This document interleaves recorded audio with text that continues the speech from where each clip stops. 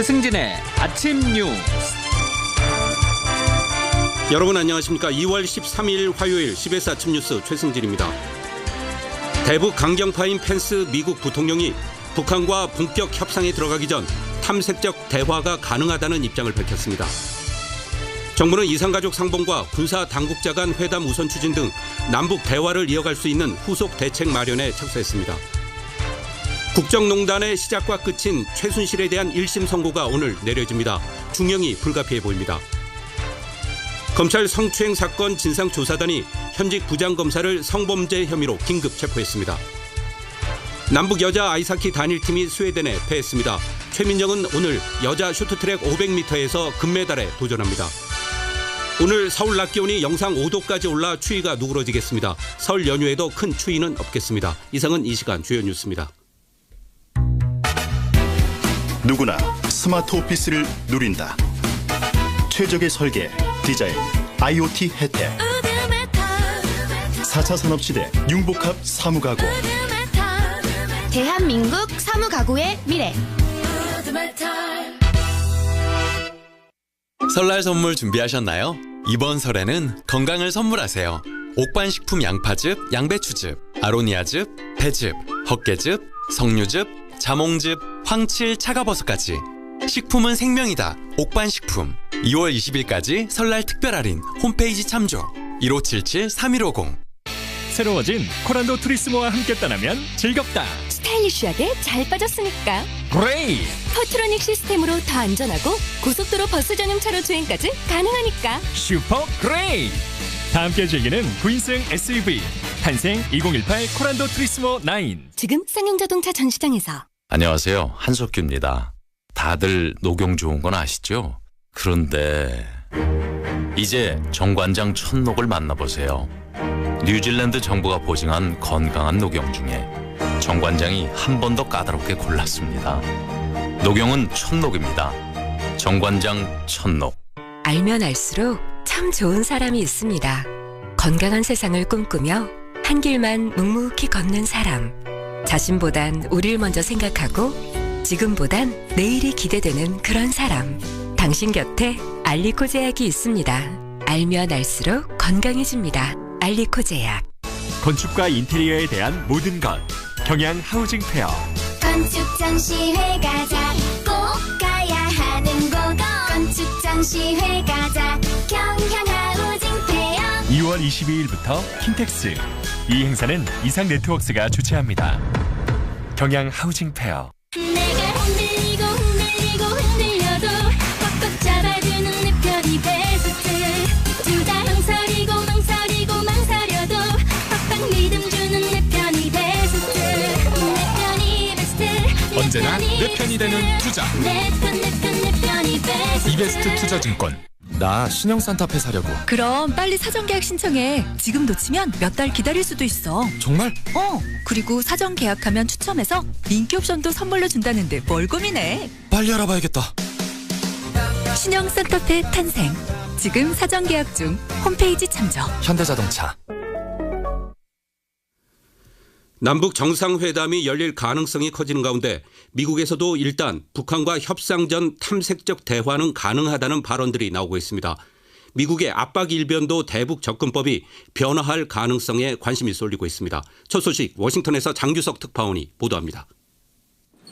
마이크 펜스 부통령은 방한을 마치고 미국으로 돌아가는 전용기 안에서 워싱턴 포스트의 칼럼니스트 조시 로긴과 인터뷰했습니다. 이 인터뷰에서 펜스 부통령은 북한에 대한 최대한의 압박을 지속하는 동시에 그들이 대화를 원한다면 우리는 대화할 것이라고 말했습니다. 또 북한이 제재를 완화하려면 어떤 행동을 취해야 하느냐는 질문에 그것을 알 수 없기 때문에 우리는 북한과 대화를 해야 한다고 강조했습니다. 일단 북한과 본격적인 협상에 들어가기 전에 협상의 조건을 논의하는 이른바 탐색적 대화는 가능하다는 입장을 밝힌 겁니다. 이집트 카이로를 방문 중인 렉스 틸러슨 미 국무장관도 오늘 기자회견에서 탐색적 대화 가능성을 제기했습니다. 당사자 간 협상을 시작하기 전에 일정한 논의가 필요할 것입니다. 틸러슨 장관은 새로운 대북 외교가 시작됐는지는 아직 판단하기 이르다고 신중한 입장을 밝히면서도 모든 것은 북한의 결정에 달려있다며 북한에 대화의 문을 열어놨습니다. 문재인 대통령과 펜스 부통령은 일단 한국과 북한이 먼저 대화에 임하고 이후에 미국이 북한과 대화하는 순서에 합의했다고 워싱턴 포스트는 전했습니다. 이에 따라 앞으로 남북 정상회담으로까지 이어지는 남북 관계가 어떻게 진행될지, 또 이 과정에서 미국과 얼마나 소통이 원활히 이루어지는지가 향후 북미 대화 여부를 결정짓는 주요 변수로 작용할 전망입니다. 워싱턴에서 CBS 뉴스 장규석입니다. 정부는 김여정 특사 방문을 계기로 남북관계 개선에 대한 북한의 강력한 의지를 확인했다며 이산가족 상봉과 군사 당국자 간 회담 우선 추진 등 대화 분위기를 이어나갈 수 있는 후속 대책 마련에 착수했습니다. 도성혜 기자의 보도입니다. 필요한 경우 북한이 전례 없는 과감한 조치를 취할 수도 있다. 북한 고위급 대표단의 방남 성과를 통일부는 이 한마디로 정리했습니다. 정부는 김여정 방남을 계기로 마련된 대화의 모멘텀을 북미 대화로까지 이어나가야 남북 정상회담 성사 여건이 조성될 것이라며 우선 남북 관계 진전에 주력한다는 방침입니다. 이를 위해 미국과의 협의 없이도 남북한이 자체적으로 취할 수 있는 신뢰 회복 조치부터 먼저 풀어가자고 북한에 제의할 것으로 알려졌습니다. 지난달 9일 장관급 회담에서 북한에 제안한 이산가족 상봉을 위한 적십자회담 개최 방안이 우선 검토될 것으로 보입니다. 북한은 탈북한 북한 식당 종업원들의 북송을 요구하며 거부했지만 전향적인 입장 변화가 있을 것으로 기대하고 있습니다. 이와 함께 북한의 핵실험 때문에 중지한 800만 달러 규모의 대북 인도적 지원을 재개하는 방안도 긍정적으로 검토할 것으로 전해졌습니다. 장관급 회담 합의 사항 중 유일하게 이행되지 않고 있는 군사 당국자 회담도 정부의 액션 플랜에 들어있습니다. 통일부 백태현 대변인입니다. 이산가족 문제 해결 등 인도적 사안, 그리고 남북 간의 군사적 긴장 완화 등 현안에 대해서 우선 협의해서 추진해 나간다는 입장을 말씀을 드립니다. 이와 함께 통일부는 주한 일본 대사와 주한 중국 대사를 오늘과 내일 차례로 만나 북한 고위급 대표단 방남 결과를 설명하는 등 남북 관계 진전에 대한 주변국들의 지지를 확보하는 데도 총력을 기울일 계획입니다. CBS 뉴스 도승혜입니다. 북한이 핵실험과 탄도미사일 시험 발사 잠정 중단 가능성을 시사하고 나섰습니다. 제1본 조선인 총연합회 기관지인 조선신보는 어제 남북 대화와 관계 개선의 흐름이 이어지는 기간에 북측이 핵시험이나 탄도로켓 시험 발사를 단행하지 않을 것이라고 내다보는 것은 논리적으로나 현실적으로나 타당성이 있다고 밝혔습니다.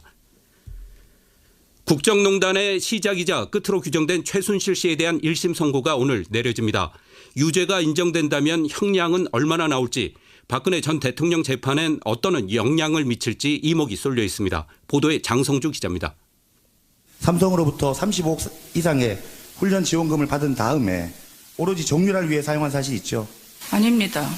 지난해 1월 헌법재판소에서 열린 박근혜 전 대통령 탄핵 심판 당시 이렇게 말했던 최순실 씨는 자신의 형사재판에서도 줄곧 혐의를 부인해왔습니다. 하지만 이재용 삼성전자 부회장은 지난주 항소심에서 36억 원의 뇌물을 제공한 혐의가 유죄로 인정된 상태입니다. 가장 보수적으로 인정된 뇌물액만 36억 원인데 대법원 양형 기준에 따르면 뇌물액 5억 원 이상이면 징역 9년에서 12년을 받게 됩니다. 형량을 낮춰볼 감경 요소는 뇌물을 돌려준 경우, 자수 또는 내부 고발, 진지한 반성 등이어서 최 씨에게 적용될 가능성이 낮습니다. 따라서 다른 범죄 행위까지 모두 유죄로 판단될 경우 검찰이 요청한 징역 25년형을 넘어설 수 있다는 전망까지 나옵니다. 뇌물수수 범죄의 형량을 높일 가중 요소를 고려하면 최대 무기징역 선고가 가능하기 때문입니다. 최 씨가 받는 형량은 고스란히 박 전 대통령에게 영향을 미칠 것으로 보입니다. 이재용 항소심 재판부를 비롯한 모든 국정농단 사건 재판에서 최 씨와 박 전 대통령이 공범으로 지목됐기 때문입니다. 박 전 대통령의 1심 선고는 이르면 다음 달 나올 예정입니다. CBS 뉴스 장성주입니다. 검찰 내 성범죄를 전수조사 중인 검찰 전담조사단이 성범죄 혐의로 현직 부장검사를 긴급 체포했습니다. 김기용 기자가 보도합니다. 서울 동부지검에 설치된 성추행 사건 진상규명 및 피해 회복 조사단은 어제 오후 성범죄 혐의가 확인된 현직 부장검사를 긴급 체포했습니다. 체포된 사람은 의정부지검 고양지청 소속 김모 부장검사로 알려졌습니다. 조사단 공식 이메일로 성폭력 피해 사례를 받기 시작한 조사단은 최근 김 부장검사의 비위 사실을 확인, 도주 및 증거인멸의 우려가 있다고 판단해 이같이 조치했습니다. 조사단 팀장인 박현주 부장검사와 검찰계장 2명이 어제 김 부장검사의 사무실로 직접 찾아가 신병을 확보한 것으로 전해졌습니다. 지난달 말 조사단 출범 이후 강제 신병 확보는 이번이 처음입니다. 특히 현직 부장검사가 긴급 체포된 것은 매우 이례적입니다. 단순한 성희롱 수준이 아니라 강제 추행 등 혐의가 무겁고 피해자가 강력하게 처벌과 진상규명을 요구했기 때문이라는 관측이 나옵니다. 조사단은 김 부장검사를 상대로 사실관계를 확인하는 한편 사안이 중대하다고 판단될 경우 구속영장을 청구하는 방안도 신중하게 검토한다는 방침입니다. 검찰 성추행 조사단은 8년 전 안태근 전 검사장의 성추행 의혹 사건을 계기로 지난달 31일 활동을 시작했습니다. CBS 뉴스 김기용입니다. 이명박 정부 시절 국가정보원과 손잡고 김대중 전 대통령을 뒷조사하는 비밀 공작에 관여한 의혹을 받는 이현동 전 국세청장이 오늘 새벽에 구속됐습니다. 이 전 청장은 2010년쯤 국가정보원과 함께 김 전 대통령의 해외 비자금 의혹을 뒷조사하는 비밀 공작을 진행한 혐의를 받고 있습니다. 30년 전 전두환 정권 때 발생한 형제복지원 사건에 대해서 모르는 분들도 많을 겁니다. 제2의 삼청교육대로 불리는 이 사건은 검찰 과거사위원회가 얼마 전 진상규명이 필요한 우선 조사 대상으로 선정했습니다. 이번에는 제대로 된 진상규명이 이루어질지 주목됩니다. 먼저 김구영 기자가 형제복지원 사건에 대해서 알아봤습니다. 부산 사상구에 위치했던 형제복지원은 1975년부터 12년 동안 운영된 노숙인 복지센터였습니다.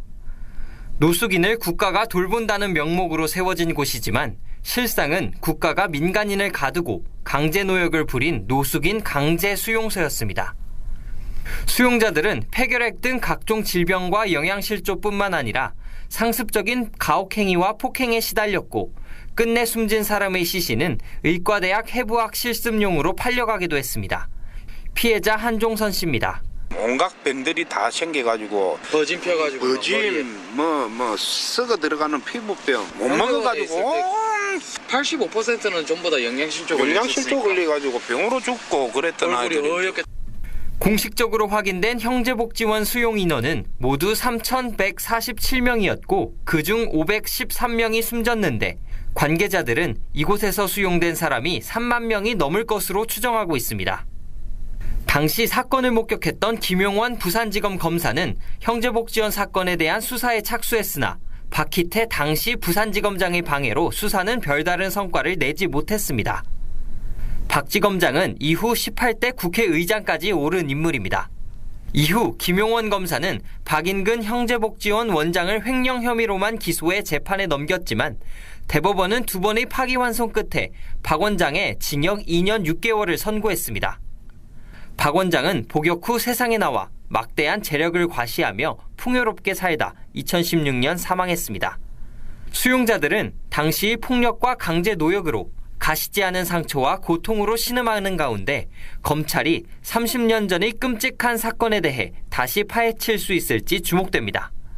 CBS 뉴스 김구현입니다. 지금 국회 앞에서는 한파 속에서도 피해 생존자들이 노숙농성을 99일째 이어가고 있습니다. 이들이 왜 이런 선택을 할 수밖에 없었는지 이준규 기자가 직접 현장을 찾아가 봤습니다. 형제복지원 피해 생존자인 한종선 씨와 최승우 씨는 모두 어린 시절 강제로 형제복지원에 끌려갔습니다. 지옥 같은 수용시설에서는 나왔지만 배운 것도 없는 10대 소년들의 사회 적응은 너무나 어려운 일이었습니다. 한종선 씨입니다. 배우지 못했지, 정확한 기술도 없지. 그러다 보니까 취직하기도 힘들어요. 자기 고집대로 어떻게든 살아남는 법을 터득해서 지금까지 살아왔을 뿐이지. 시민단체나 운동권 등 조직 출신이 아닌 이들이 택할 수 있는 방법은 거리 농성뿐이었습니다. 이번이 처음은 아닙니다. 2012년 10개월의 노숙을 통해 사회적 관심을 모았고 2015년에는 국회 공청회를 이끌어냈습니다. 그럼에도 진상규명 법안은 19대 국회에서 자동 폐기됐고 20대 국회에서도 3년째 계류 중입니다. 정부는 다른 법률과의 형평성을 이유로, 자유한국당 등 야권은 국민적 합의를 이유로 법안 마련에 소극적입니다. 정의당 추혜선 의원입니다. 국가폭력에 의한 현대사를 들추기 싫은 세력이 있는 거고요. 두 사람은 국가의 잘못에 대한 정당한 배상을 얻을 때까지 물러서지 않겠다며 영아의 맹추위 속에서도 건강하게 살아남아 제도 개선을 이루겠다고 다짐합니다. CBS 뉴스 이준규입니다.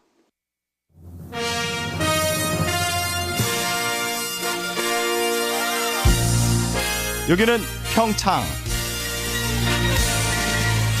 올림픽 사상 첫 남북 단일팀으로 뭉친 여자 아이스하키 대표팀이 세계의 높은 벽을 다시 실감했습니다.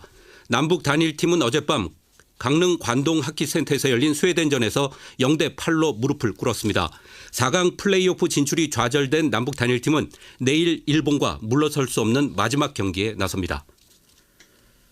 여자 아이스하키 남북 단일팀이 스웨덴과 경기를 치른 강원도 강릉은 남북한 공동 응원전으로 경기 내내 화합의 장을 연출했습니다. 신병근 기자가 보도합니다. 어젯밤 여자 아이스하키 스웨덴전이 치러진 관동 하키센터는 휴전선이 없었습니다. 남북 구분 없이 단일팀을 목 놓아 응원하는 열기로 가득 찼기 때문입니다. 북한 응원단이 우리는 이라고 선창하면 남한 응원단은 하나다라고 답례했습니다. 특히 전국 지자체 중 처음으로 북한 선수단 응원단을 발족한 경기도 광명시의 응원이 눈길을 끌었습니다. 광명시민 박종례 씨입니다. 광명 시민으로서 남북한 응원 서포터즈를 구성한 거에 대해서 다른 곳으로 이사 안 갈 정도로 영광입니다. 저희가 역사 속에 있다는 것만으로도 너무 영광스럽고 뿌듯해서 잠을 못 잘 것 같아요. 양기대 광명시장은 파도타기 응원 속 힘내라 코리아를 합창한 데 이어 북한 응원단을 직접 찾아 격려했습니다. 광명시가 남북 단일팀 응원을 왔습니다. 이것은 남북 관계 개선과 화해의 그런 씨를 뿌리는 좋은 의미가 있어서 너무 오늘 자랑스럽고 파이팅입니다. 경기장을 찾은 최문순 강원지사는 남북이 하나 되는 역사적 순간을 만끽했다며 공동응원단에 감사를 전했습니다. 직접 이렇게 오셔서 응원을 해주니까 저희도 용기 100배고요. 우리 강원도민들은 물론이고 올림픽 가족들을 대신해서 감사 인사를 올립니다. 화합의 드라마가 완성돼가는 단일팀 경기가 남북 화해 모드에 긍정적 영향을 주고 있다는 것은 부인 못할 사실로 다가오고 있습니다. CBS 뉴스 신병근입니다. 평창 동계올림픽 개막식에서 전 세계 91개 선수단이 입장하는 1시간 동안 쉼없이 춤을 춰서 시선을 사로잡은 자원봉사자들이 화제입니다. 귀여운 무한 댄스의 주인공들을 올림픽 특별 취재팀 김동빈 기자가 만나봤습니다. 손을 위아래로 흔드는 수영춤을 추고 물개박수를 치며 1시간 동안 선수단을 온몸으로 환영했던 이들.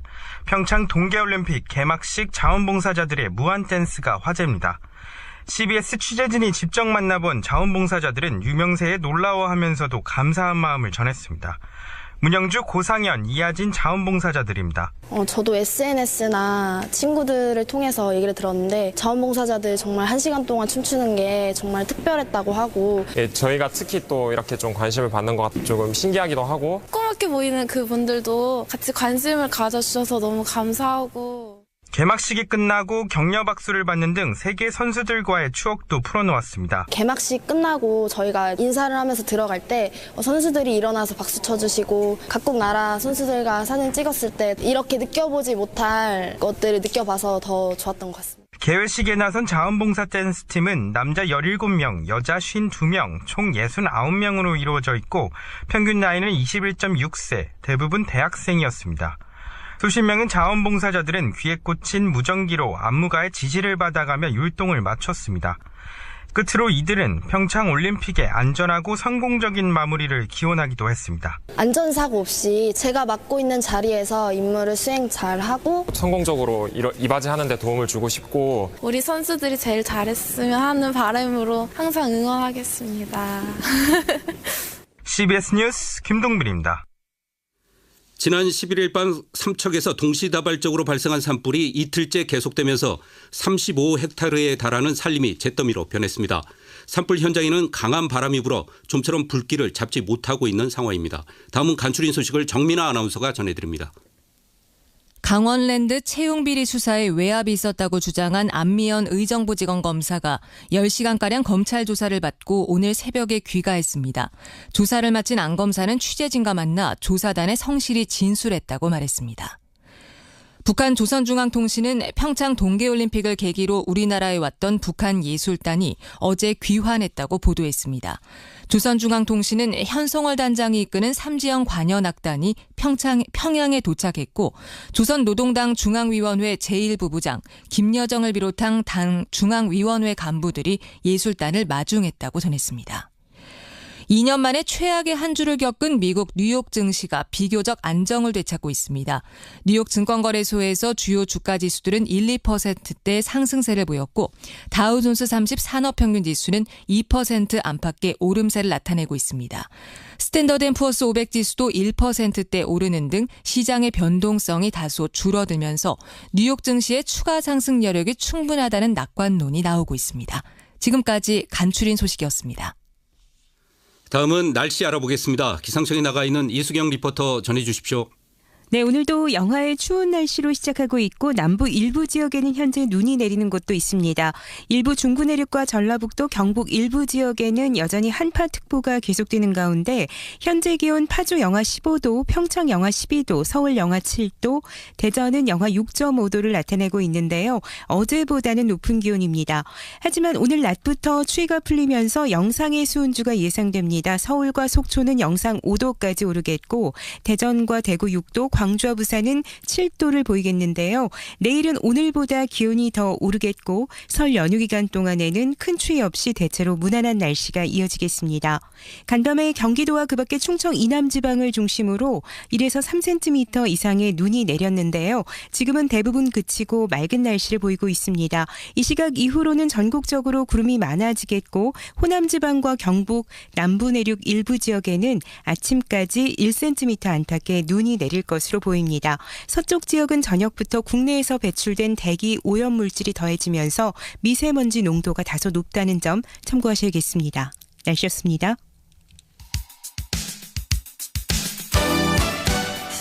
여러분께서는 지금 최승진의 아침 뉴스를 듣고 계십니다. 신문으로 보는 세상 아침 신문 읽기 황명문 선임 기자 나와 있습니다. 어서 오십시오. 네. 오늘 신문을 보면은 북한과 대화를 언급한 펜스 미국 부통령의 발언을 주요하게 다루고 있습니다. 네, 대북 강경파로 불리는 펜스 미 부통령이 북한이 원하면 대화할 것이라고 밝힌 워싱턴 포스트와의 인터뷰 내용을 주요하게 다루고 있는데요. 문턱을 낮춘 펜스 부통령, 올림픽을 계기로 압박 일반도의 대북 정책을 최대의 압박과 관여 병행 정책으로 전환하는 전기를 마련한 것으로 평가를 하고 있습니다. 미국이 대화를 언급하면서 막혀있던 북미 대화가 진전될 조짐을 보이고 있다면서 한반도 시계가 빨라질지 주목이 된다는 분석인데요. 또 바흐 IOC 위원장이 평창 올림픽 이후 북한을 방문할 예정이어서 스포츠를 통한 훈풍이 이어질지 주목이 되고 있습니다. 북한이 핵실험과 탄도미사일 시험 발사 잠정 중단 가능성을 시사하고 나섰다. 이렇게 제1본 조선인 총연합회 기관지죠. 조선신보가 보도하기도 했습니다. 검찰이 다스의 추가 비자금을 포착해서 수사를 계속하고 있습니다. 이명박 전 대통령에 대한 압박이 계속되고 있다고 할 수 있겠습니다. 네, 이명박 전 대통령이 실소유주라는 의혹을 받고 있는 다스의 기존 120억 원 비자금 외에 상당한 규모의 추가 비자금이 포착됐다는 것인데요. 이 전 대통령이 당선된 뒤인 2008년 이후 조성된 비자금으로 공소시효 10년의 한계 문제도 해소되면서 검찰이 제한 없이 수사에 나서게 됐다는 분석입니다. 검찰이 최근 수사에 착수한 2009년 삼성의 다스 소송 비용 대납 의혹도 이명박 전 대통령을 겨냥한 수사인데요. 이 전 대통령 소환 여부에 대해서는 평창 올림픽이 끝나고 다음 달쯤 소환 조사가 이뤄질 것이라는 전망입니다. 이명박 전 대통령에 대한 의혹들은 뭐 열거할 수 없을 정도로 많은 것 같습니다. 그밖에 어떤 소식이 있습니까? 네, 전국 표준지 공시지가가 10년 만에 최대로 올랐다는 소식인데요. 개별 토지의 공시지가를 산정하는 기준이 되는 것이 전국 표준지 공시지가인데 10년 만에 최대폭인 6.02%가 올랐다는 것입니다. 공시지가는 재산세와 종합부동산세 등 각종 세금 산정 자료로 활용이 되는데요. 올 하반기 보유세 개편을 통한 증세까지 확정이 된다면 토지 보유자들의 세 부담이 대폭 커질 것이라는 전망입니다. 또 주택가격이 땅값과 비슷한 방향으로 움직이는 만큼 오는 4월 말에 발표될 예정인 아파트 등 공동주택 공시가격 역시 전반적으로 상승세가 예상되면서 세 부담이 늘어날 것으로 분석되고 있습니다. 네, 지금까지 아침 신문 읽기 황명문 기자였습니다. 다음은 공항 소식 알아보겠습니다. 이재영 씨가 전해드립니다. 네, 설 연휴를 앞두고 국제선 예약률이 높아지고 있는데요. 대한항공의 유럽 노선 예약률은 만석에 가깝고 제주항공과 진에어의 동남아, 일본 노선 대부분도 80%가 넘는 예약률을 보이고 있습니다. 국내선 예약률도 90%가 넘는데요. 오늘 서울에서 제주로 가는 데는 이미 오늘 대부분 항공사가 만석입니다. 현재 서울에서 부산과 울산, 여수로 가는 오전 비행기에만 자리가 남아 있으니까 참고하시기 바랍니다. 오늘 이렇게 만석인 비행기들이 많고 또 보안 검색도 강화돼 있는 시기이기 때문에 탑승하는 데 시간이 걸리고 있습니다. 공항에 여유 있게 나오시는 게 좋겠고요. 현재 제주공항에는 윈드시 특보도 발효 중입니다. 그밖에 에어부산에서는 설 연휴 기간 동안 국내선 무료 수화물 허용량을 기존 15kg에서 20kg으로 늘려줍니다. 목요일에서 일요일까지 적용될 예정이니까 참고하시기 바랍니다. 공항정보였습니다. 제주항공에서 보내드린 공항 소식이었습니다. 북측의 정상회담 제안에 청와대가 후속 조치를 검토 중인데 북미 대화가 변수로 꼽힙니다. 미국에서는 대북 압박을 강화해야 한다거나 북한과의 대화에 나서야 한다. 이런 혼재된 시그널이 당분간 나올 수 있습니다. 북한의 행보가 관심인데 필요한 경우 북한이 전례 없는 과감한 조치를 취할 수도 있다는 우리 통일부의 평가대로 북한이 미국과의 관계 개선에서도 파격을 보여줄 수 있을지 지켜봐야겠습니다. 뉴스로 마치겠습니다. 지금까지 뉴스 제작 홍재표, 조은정, 김기용 기자, 기술 최동철, 진행의 최승준이었습니다.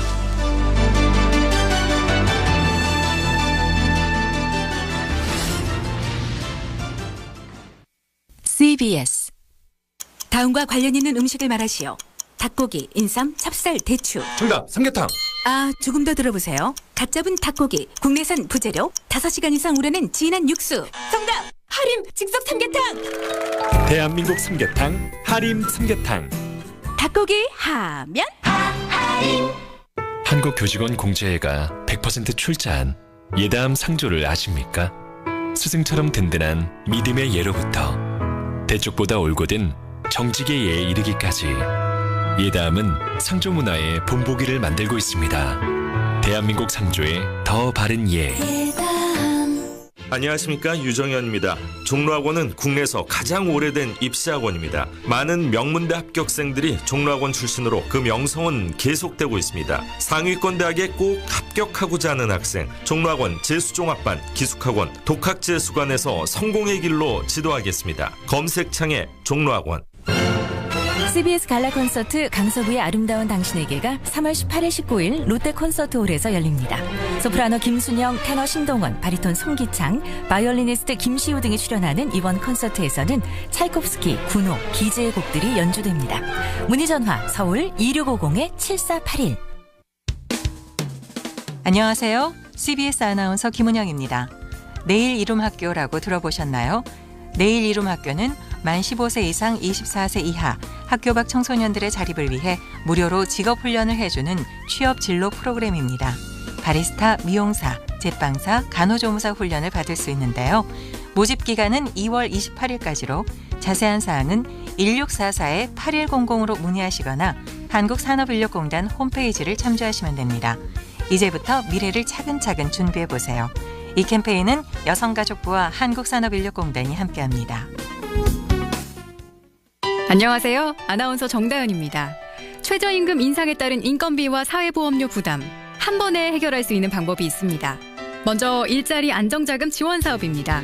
30인 미만 사업에 190만 원 미만인 노동자를 1개월 이상 고용한 경우 노동자 1인당 월 최대 13만 원까지 지원합니다. 또 하나, 두루누리 사회보험 지원 사업입니다. 10인 미만 사업에 190만 원 미만인 노동자와 그 사업주에게 고용보험과 국민연금 보험료를 최대 90%까지 지원합니다. 사업주와 노동자의 부담은 낮추고 혜택은 높이세요. 이 캠페인은 고용노동부, 보건복지부, 근로복지공단과 국민연금공단이 함께합니다. 언제나 즐겁고 행복한 설 명절. 우리가 잊지 말고 꼭 챙겨야 할 것이 있는데요. 아무리 강조해도 지나치지 않는 것, 바로 안전입니다. 매년 명절 연휴를 전후로 크고 작은 안전사고가 일어나고 있는데요. 연휴 전 촉박한 납기 등으로 장시간 노동과 야간 노동이 많아져 사고 발생 위험이 높아지기 때문입니다. 설 명절을 맞아 안전사고가 절반으로 줄어들 수 있도록 우리 모두의 각별한 주의가 필요합니다. 안전 실천의 노력만큼은 쉬어가서는 안 된다는 점 잊지 마세요. 안전한 명절, 안전한 일터. 이 캠페인은 고용노동부와 안전보건공단이 함께합니다. 이 아름다운 당신과의 순간이 우리 곁에 더 오래 머무르기를. 인간의 시간을 연구하는 기업 메디톡스에서 현재 시간을 알려드립니다. 인간의 시간을 연구하는 기업 메디톡스에서 7시 30분을 알려드립니다.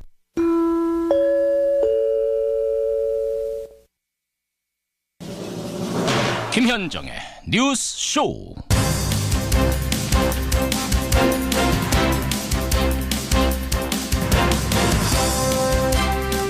애청자 여러분 안녕하십니까? 이번 주 다음 주 2주 동안 우리의 눈은 우리의 마음은 평창에 가 있습니다만 서울에서도 결코 한눈 팔 수 없는 뉴스들이 쏟아져 나옵니다. 지난달 이명박 전 대통령은 기자회견을 하면서 내 측근들은 죄가 없다. 나에게 책임을 물어달라 이랬는데요. 그런데 그 측근들이 하나둘 입을 열고 있습니다. 아버지의 다스 지분은 MB 것이었다. 이명박 전 대통령의 조카 다스 부사장 이동형 씨가 검찰에서 이런 증언을 내놨다는 소식이 전해지죠. 또 도곡동 땅 매각 대금을 MB 장남 이시영 씨가 쌈짓돈처럼 썼다라는 진술도 나왔습니다.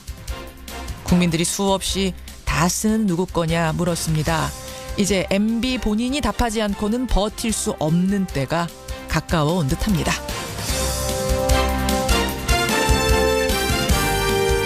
그런가 하면 오늘 오전 10시 국정농단 사건의 주역이죠. 최순실 씨에 대한 1심 선고가 있습니다. 이재용 재판에서 묵살됐던 안종범 수첩이 이번에는 증거로 채택될지, 만약 안 될 경우에는 어떻게 되는 건지, 이 문제는 오늘 첫 인터뷰로 짚습니다. 김현정의 뉴스쇼 출발하죠.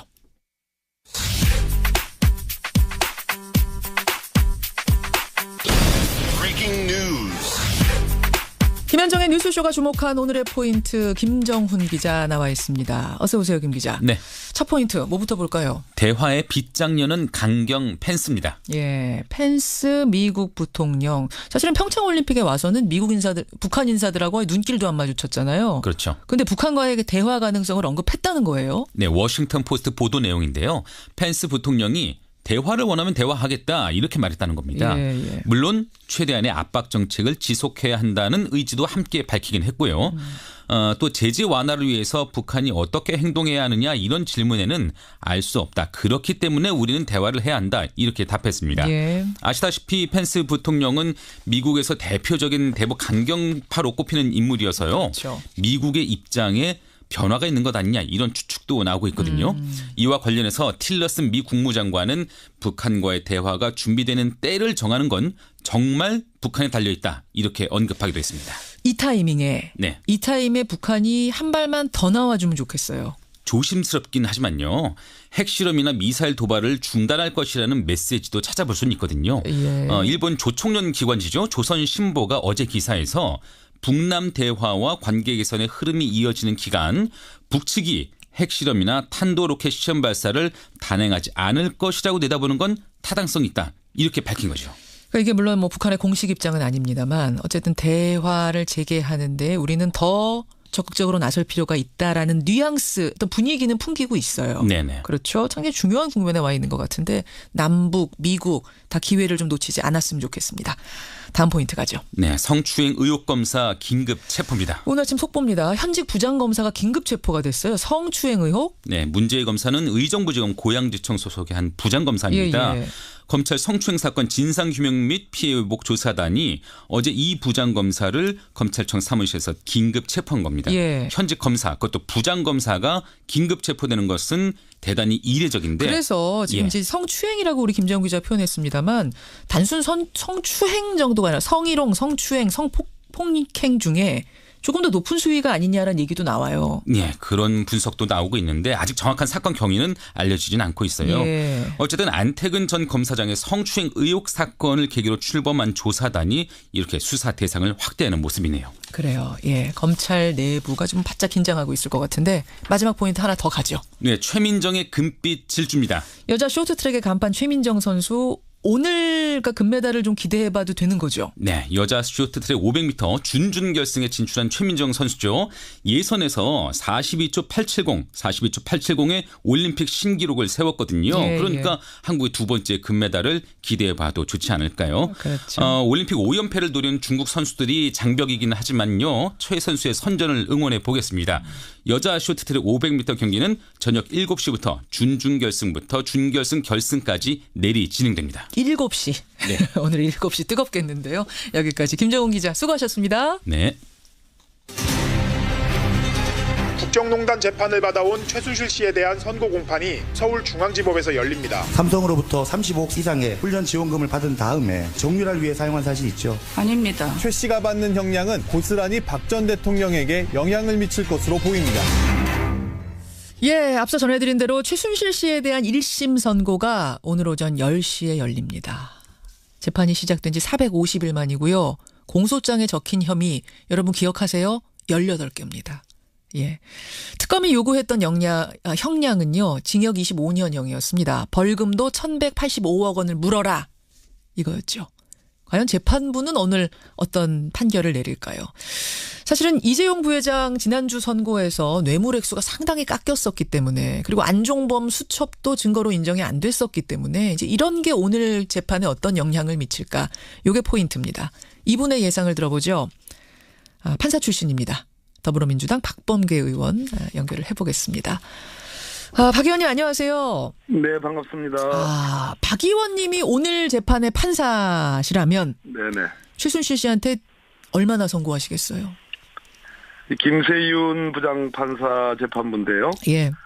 최순실과 박근혜 전 대통령 양쪽의 재판을 다 맡고 있어서 국정농단의 이제 본체를 다루는 재판부라고 보면 되겠습니다. 그렇죠. 그런데 이미 김세윤 재판부 22부는 지난번 장시호 또 김종 문체부 차관에 대해서 안종범 수석의 이제 업무 수첩 이런 증거 능력을 인정을 했습니다.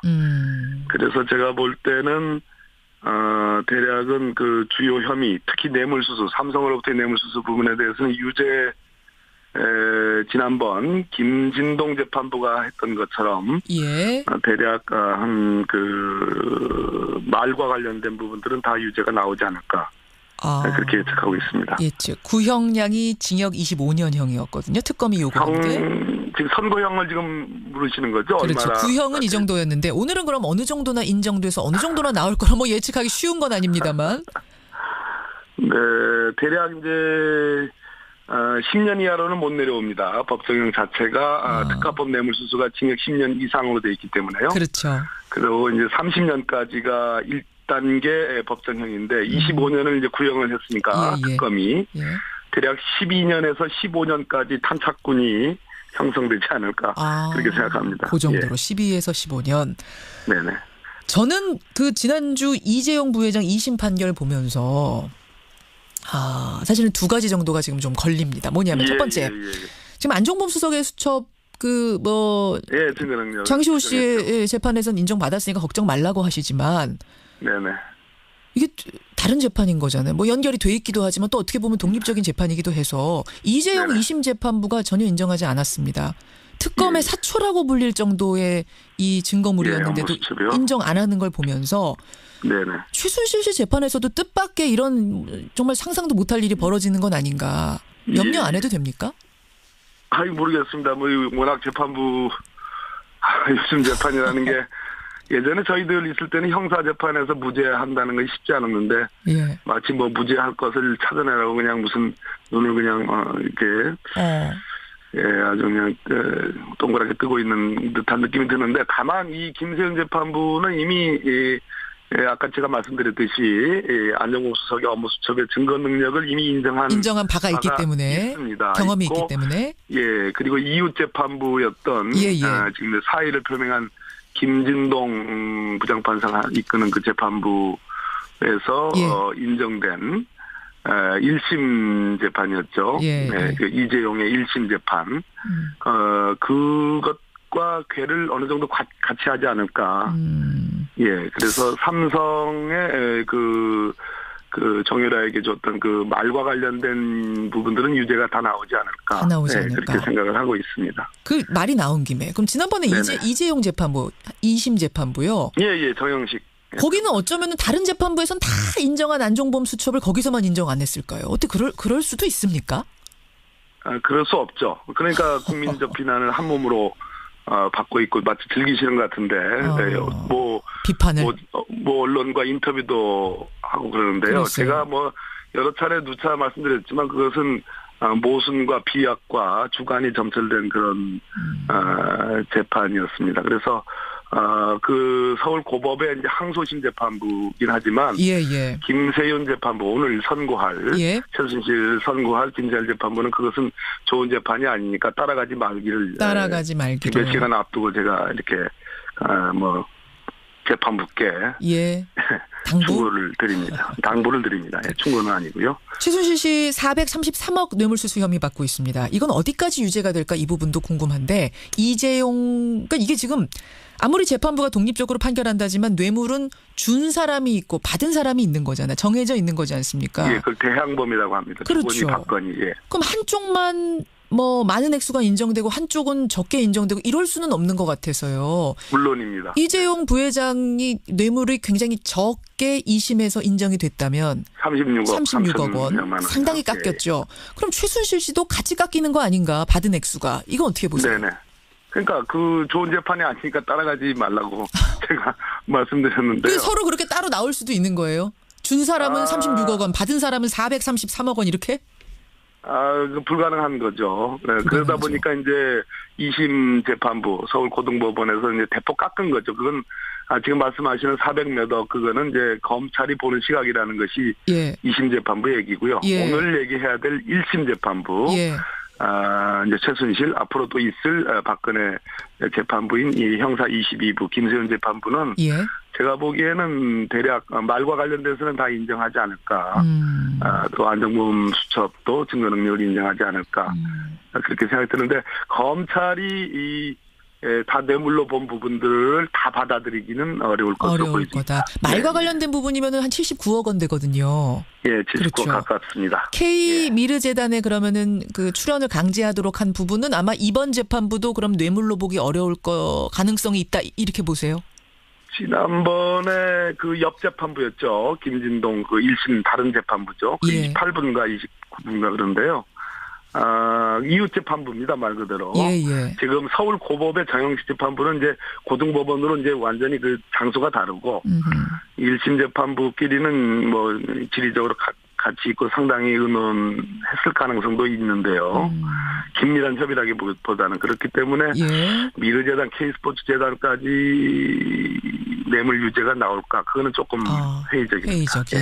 알겠습니다. 12에서 15년 정도 본다. 적어도 안종범 수첩에 대해서는 인정받을 거다. 지금 그 말씀하셨어요. 자, 박범계 의원님. 네네. 오늘 주제하고는 좀 다르지만 제가 한 가지만 더 여쭙겠습니다. 지금 다스와 관련된 수사가 착착 진행이 되고 있는 가운데 새로운 게 두 가지 드러났습니다. 하나는 횡령액 그러니까 다스 직원 김종백 씨가 저희 프로그램에 출연해서 폭로했던 내용이 다스 횡령액 120억 원이라고 나오는데 내가 알기로는 더 있습니다. 이 부분을 검찰에서 확인했답니다. 이게 새로 나왔고요. 그래서 공소시효도 늘어난답니다. 이게 하나. 또 하나는 다스가 BBK에 투자한 돈을 회수하는 과정에서 미국에서 소송이 있었는데 이 소송 비용을 삼성전자가 대납했다. 이 사실이 지금 검찰에서 새로 밝혀졌대요. 네, 그렇습니다. 아니 다스하고 아무 관련도 없는 삼성전자가 왜 소송비 수십억을 대납했을까? 이거 어떻게 보십니까? 미국의 에이킨 건프라는 세계 한 50위권 이상 이 안으로 들어가는 세계적인 로펌인데요. 돈 많이 받게 유명한 로펌에 다스의 그 BBK 김경준을 상대로 하는 140억 투자금 반환 소송에 삼성전자가 수십억을 소송비를 대납해줬다는 의혹입니다. 50억 정도 얘기하더라고요. 당시는 이건희 회장이 특별 사면을 받아야 되는 그런 현안이 있었습니다. 그래서 현안이 있으면 바로 어떤 조치를 취하는 삼성의 시스템이 그대로 드러나는 건데요. 그 당시 시점이 2009년이니까 이미 이재용 부회장은 삼성전자 전무로 근무를 할 당시이기 때문에 무관하다고 보기 어려울 거라는 생각이 좀 들고요. 예. 물론 지금 초점은 이학수 당시 뭐 삼성전자 부회장이었지만 당시는 제가 알기로는 2009년에는 고문으로 내려앉아 있는 걸로 알고 있습니다. 예. 근데 이 시스템을 잘 연구를 해보면 이것이 지금 삼성전자 이재용 부회장에게 무죄가 난 부분, 즉 정형식 서울고법재판부 항소인 재판부에서 예. 소위 포괄적 현안을 부정했지 않습니까? 예예. 예, 근데 그런 그 어떤 시스템 그런 논리 구조가 깨질 수도 있다. 그래서 상당히 유관성이 있다. 저는 그렇게 보여집니다. 아니 그리고 다스와 BBK하고 나는 다 상관없다는 게 이명박 대통령의 지금까지 주장이었는데 네네. 만약 50억 원의 소송비를 대납을 해줬다면 삼성전자가 이명박 전 대통령하고 아무 상관도 없는 회사에 대해서 왜 이렇게 대납을 해줬을까가 설명이 안 되는 거죠. 바로 아까 제가 말씀드렸듯이 이건희 회장의 특별 사면이 있었죠. 원포인트 사면이요. 그렇죠. 예, 예. 이 소송비를 대납했다는 그 시점에 맞물려 있습니다. 그러니까 현안이 있으면 한다는 그런 구조가 여실히 드러나는 거라고 저는 보여집니다. 바로 이 합리적인 의심을 가지고 결국 다스의 주인은 누구인가, BBK와 이명박 대통령의 관련성은 뭔가도 역으로 추적을 해볼 수 있는 또 하나의 증거가 잡힌 맞습니다. 것 같습니다. 여기까지 보죠. 박범계 의원님 고맙습니다. 네, 감사합니다. 판사 출신입니다. 더불어민주당 박범계 의원이었습니다.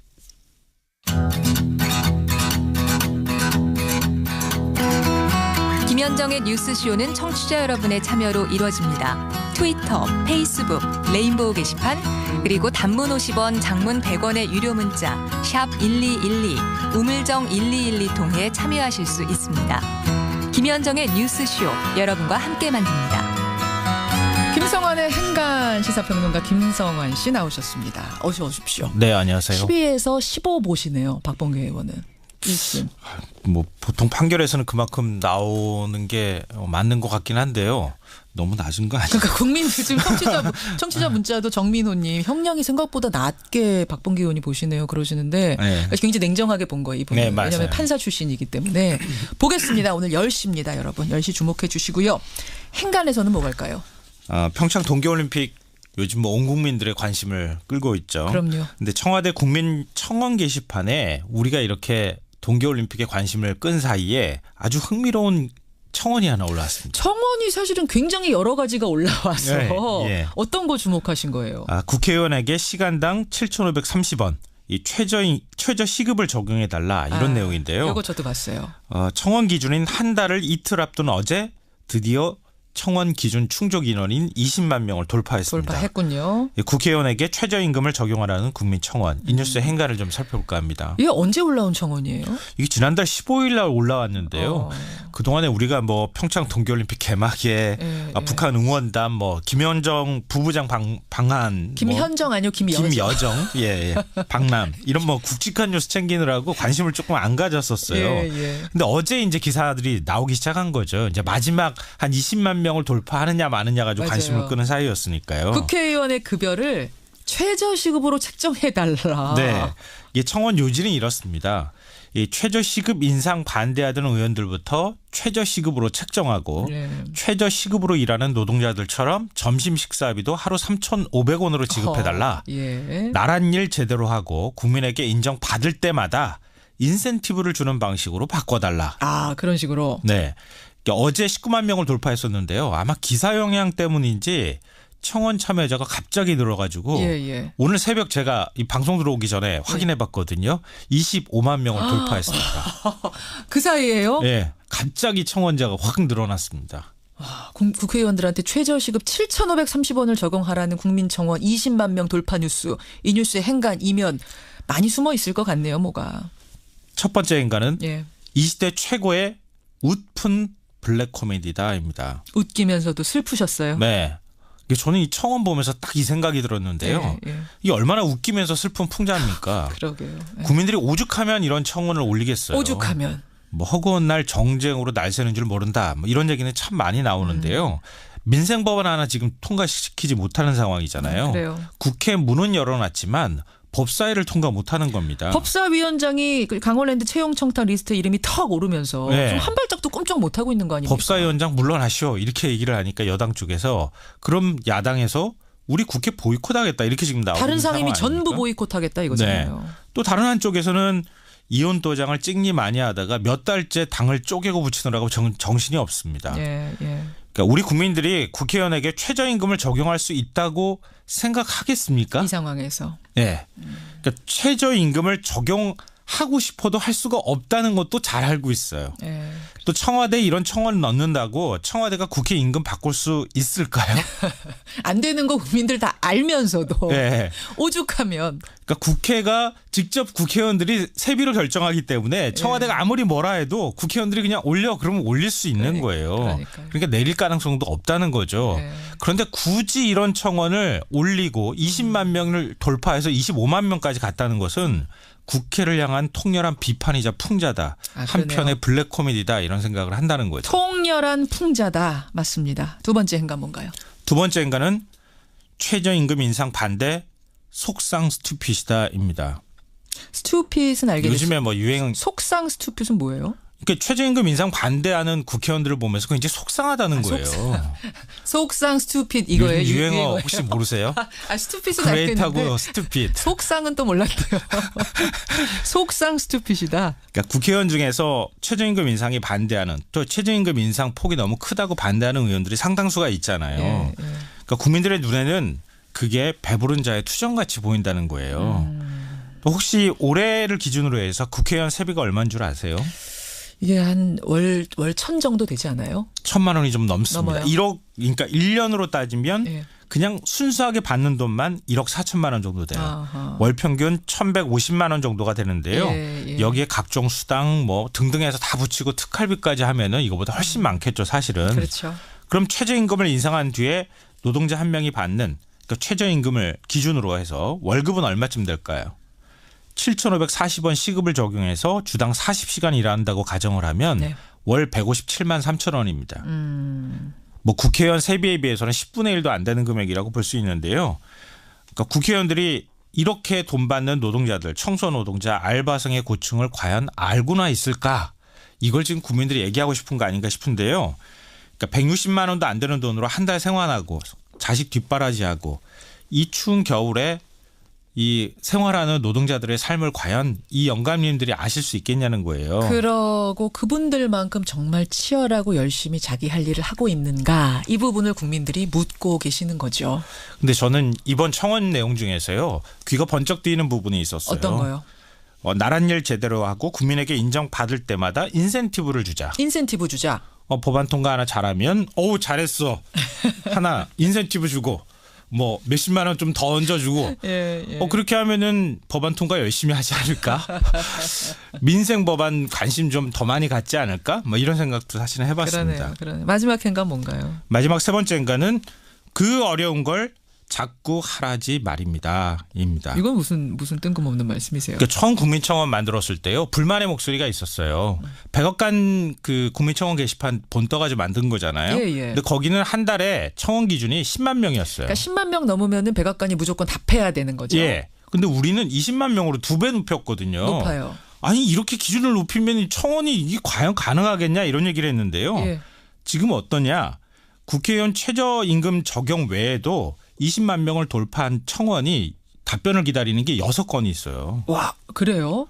나경원 의원 평창 올림픽 위원직을 파면해달라. 35만 1,000명이 지금 청원했어요. 가상화폐 규제 반대, 미성년자 성폭행 형량 올려달라. 대전 아파트 단지 내 횡단보도 교통사고 가해자 처벌해달라. 그거. 초중고 페미니즘 교육 의무화해달라. 정영식 판사 특별감사 청원한다. 이게 다 20몇만 명에서 지금 30만 명가량 되는 청원이에요. 그러니까 왜 이렇게 청원 열기가 뜨거울까요? 국민의 정치 참여 열기가 뜨거워진 측면도 있지만 국민의 뜻과 다르게 정치가 움직이는 건 아닐까 이런 생각을 하게 된다는 거죠. 그러니까 청와대가 이 청원 받아들고 굉장히 고민이 많을 것 같은데요. 이 고민 정부 부처하고 국회도 좀 같이 나눠서 했으면 좋겠습니다. 여러분은 어떻게 생각하십니까? 이 청원. 여기까지 김성환 씨 수고하셨습니다. 네, 고맙습니다. 이가탄의 힘. 붓고 피날 때 탁월하게. 아픈 잇몸을 건강하게. 이가탄. 잇몸병엔 이가탄. 증상은 달라도 잇몸병엔 역시 이가탄입니다. 잇몸병엔 이가탄. 아시죠? 명인제약. 안녕하세요. 김수현입니다. 모두가 세상을 여행할 때 모두 투어는 당신을 여행합니다. 당신이 좋아하는 것을, 설렘을, 이야기를. 모두의 여행이 다시 만나고 싶은 여행이 되도록. 다시 만나고 싶은 여행, 모두 투어. 아유, 세 단계 종이 또 걸렸어. 정말 제본 하나 하려다가 미치겠네. 내가 진작 현대오피스로 바꾸라니까. 오늘 다 날 셀 거야. 이제 스트레스 받지 마세요. 사무기기 전문기업 현대오피스가 책임지겠습니다. 사무기기의 올바른 기준. 현대오피스. 북한 핵 개발이 급변하는 국제 정세가 트럼프 대통령은 결단을. 팩트와 픽션을 넘나들며 한반도를 둘러싼 음모를 읽다. 김진명 장편 소설 미중전쟁. 소설가 김진명입니다. 북핵 해법은 바로 우리가 찾아야 합니다. 김진명 장편 소설 미중전쟁. 세멘파커스. 딸, 잘 지내? 괜찮아? 엄마는? 서로의 안부만 묻던 그들은 바다를 적시는 노을 속 다낭의 한 호텔로 떠났습니다. 괜찮냐는 물음도 괜찮다는 대답도 필요 없는 하루네요. 호텔을 예약하다. 감동을 예약하다. 골치 아픈 법률 문제를 마주칠 때마다 우리 할아버지께서 늘 말씀하셨지. 순한 법무사를 만들어라. 풍부한 법률 지식과 전문성을 붙고 높은 수임료는 제거한 뒤 우리 곁 가까운 곳에 놓아두면. 안녕하세요. 만능해결사 법무사입니다. 어떤 문제를 해결해드릴까요? 등기, 소송, 경매, 회생 다 부탁드립니다. 출생에서 상속까지 우리 인생의 모든 법률 문제 혼자서 고민하지 마시고 만능해결사 법무사를 찾아 시원하게 해결하세요. 생활법률 만능해결사 법무사. 출생에서 상속까지 대한법무사협회가 함께합니다. 너 사이판 간다며? 현지 투어 예약했어? 그걸 한국에서 할 수 있어? 그럼 내일 투어에 가면 다 있어. 항공권, 호텔도? 그건 기본이지. 선셋 크루즈도 싸게 돼. 어디라고? 내일 투어. 2017 여행신문 소비자가 원하는 해외여행 개별여행 브랜드 12년 연속 1위 내일 투어. 마리아나 관광청이 함께합니다. 청취자 전은자님은 최저임금도 아깝다. 공격적이세요, 전은자님. 그런가 윤은주님은 아마 최저임금 시행하면 국민 위해 일 안 하는 사람들은 알아서 국회의원직 그만둘 거다. 옥석을 가릴 수 있을 거다 그러셨는데 정말 일 열심히 하는 분들도 계시다는 거 이것도 잊지 말죠. 입으로 갑니다. CBS 디자이너 카림 라시드입니다. 나라마다 도시의 대표작이 있습니다. 도쿄의 로펀기 힐스, 뉴욕의 타임스퀘어처럼 한국에도 이제 카림 에비뉴가 있습니다. 새로운 스타일의 신개념 브랜드 상가 카림 에비뉴. 지금 동탄, 김포, 세종에서 만나보세요. 반도건설. 아무리 바빠도 잊지 않는다. 딸 생일, 결혼 기념일, 그리고 보수총액 신고일. 맞아요. 작년엔 늦어서 과태료도 냈었잖아요. 이번엔 3월 15일 마감. 그 전에 미리 하자고. 고용산재보험 토탈 서비스를 통해 3월 9일까지 신고하면 추첨을 통해 경품도 주고 할인 혜택도 있어요. 어이 김 사장, 자네도 늦지 마시게. 3월 15일까지야. 올해 고용산재보험료 책정을 위한 보수총액 신고는 필수. 고용산재보험 토탈 서비스를 이용한 전자신고나 우편신고도 가능. 문의사항은 1588-0075. 이 캠페인은 고용노동부와 근로복지공단이 함께합니다. 안녕하세요. 엄마 검객 남현희입니다. 우리 주변에는 생명에 대한 책임을 지고 꿈을 향해 나아가는 멋진 엄마들이 있습니다. 당당하고 자랑스러운 엄마 미혼 양육모. 그들의 행복한 미래를 응원해주세요. 동방사회복지회와 사랑의 열매가 함께합니다. 아름다운 영웅 김영옥을 알고 계십니까? 독립운동가의 아들로 태어나 2차 대전과 6.25 전쟁에서 모든 전투를 승리로 이끈 전쟁 영웅이었습니다. 대령으로 제대 후 서거 때까지 33년을 사회봉사에 바친 위대한 인도주의자였던 김영옥. 암울한 시대에 태어나 세계를 무대로 기상을 떨친 재미동포 김영옥 대령을 통해 우리는 희망과 용기, 한국인의 정신을 배웁니다. 이 캠페인은 740만 재외동포의 든든한 버팀목 재외동포재단이 함께합니다. 골치 아픈 법률 문제를 마주칠 때마다 우리 할아버지께서 늘 말씀하셨지. 순한 법무사를 만들어라. 풍부한 법률 지식과 전문성을 붙고 높은 수임료는 제거한 뒤 우리 곁 가까운 곳에 놓아두면. 안녕하세요. 만능해결사 법무사입니다. 어떤 문제를 해결해 드릴까요? 등기, 소송, 경매, 회생 다 부탁드립니다.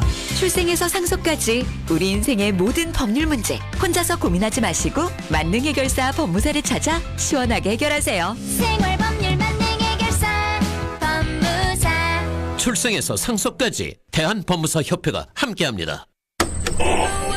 지금 내가 귀를 기울이고 있는 건 너의 이야기와 레인보우에서 흐르는 음악, 또 하나는 바로 레인보우 광고.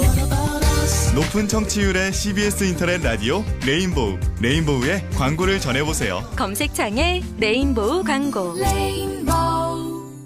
이야기와 음악이 있는 방송, 청취율이 높은 CBS 인터넷 라디오 레인보우에서 8시를 알려드립니다.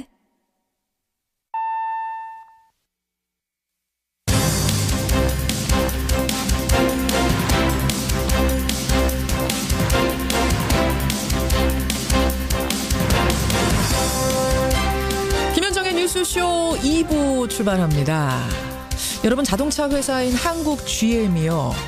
몇 년째 눈에 띄는 신차도 없고 공장 가동률은 떨어지고 심지어 한국에서 철수할 거라는 소문까지 자자했었는데 얼마 전 미국 본사에서 경영진이 한국에 왔습니다. 우리 정부에 지원을 요청한다, 이렇게 말을 했습니다. 과연 우리 정부는 여기서 어떤 선택을 해야 되는 걸까요? 한국 GM의 노림수는 뭘까요? 오늘 이 경제 문제 쉽게 풀어줄 분 한 분을 스튜디오에 초대했습니다. 잠시 후에 만나보죠.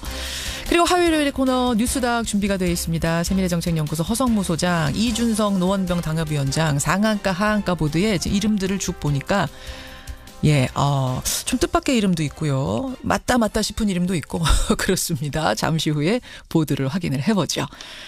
그리고 화제 인터뷰에서는 지난 그 개막식 날, 올림픽 개막식 날, 여러분 92개국 선수단이 쭉 입장할 때 그 1시간여 동안 둥그렇게 서서 계속 춤췄던 사람들 기억나세요? 예. 손을 머리 위로 올려서 박수를 치기도 하고 뭐 프리스타일 댄스를 추기도, 1시간 내내 춤을 췄던 그분들 알고 보니까 자원봉사자였답니다. 무대의 흥을 돋구는 아주 중요한 역할을 했었는데 이 무한 댄스로 화제가 되고 있는 자원봉사자 가운데 한 분 만나서 그날의 뒷이야기들 들어보죠. 50원의 단문 100원의 장문 유료 문자 샵 1212 카톡 레인보우까지 열어놓고 출발합니다. 이가탄의 힘. 붓고 피날 때 탁월하게. 아픈 잇몸을 건강하게. 이가탄. 잇몸병엔 이가탄. 증상은 달라도 잇몸병엔 역시 이가탄입니다. 잇몸병엔 이가탄. 아시죠? 명인제약. 바닷물을 마실 수 있는 물로, 더러워진 물을 다시 깨끗한 물로. LG의 수처리 솔루션이 물 걱정 없는 세상을 만들어갑니다. 옳은 미래 LG. 역시 산업재도 온라인이 싸구만. 산업재 전문 온라인 쇼핑몰 어디라고? 아이마켓. 산업재 살 땐 아이마켓.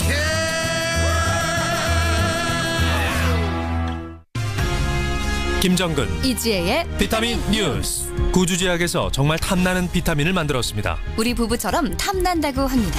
엘시스테인과 비타민의 만남, 엘시비탐. 피로엔 엘시비탐 파워, 피부엔 엘시비탐 미. 탐나는 비타민 엘시비탐. 잘 듣는 회사 구주제약. 지아씨 굿모닝. 요즘도 변비? 아니요, 굿모닝 S. 굿모닝 S? 네, 변비 치료제 굿모닝 S. 굿모닝 S.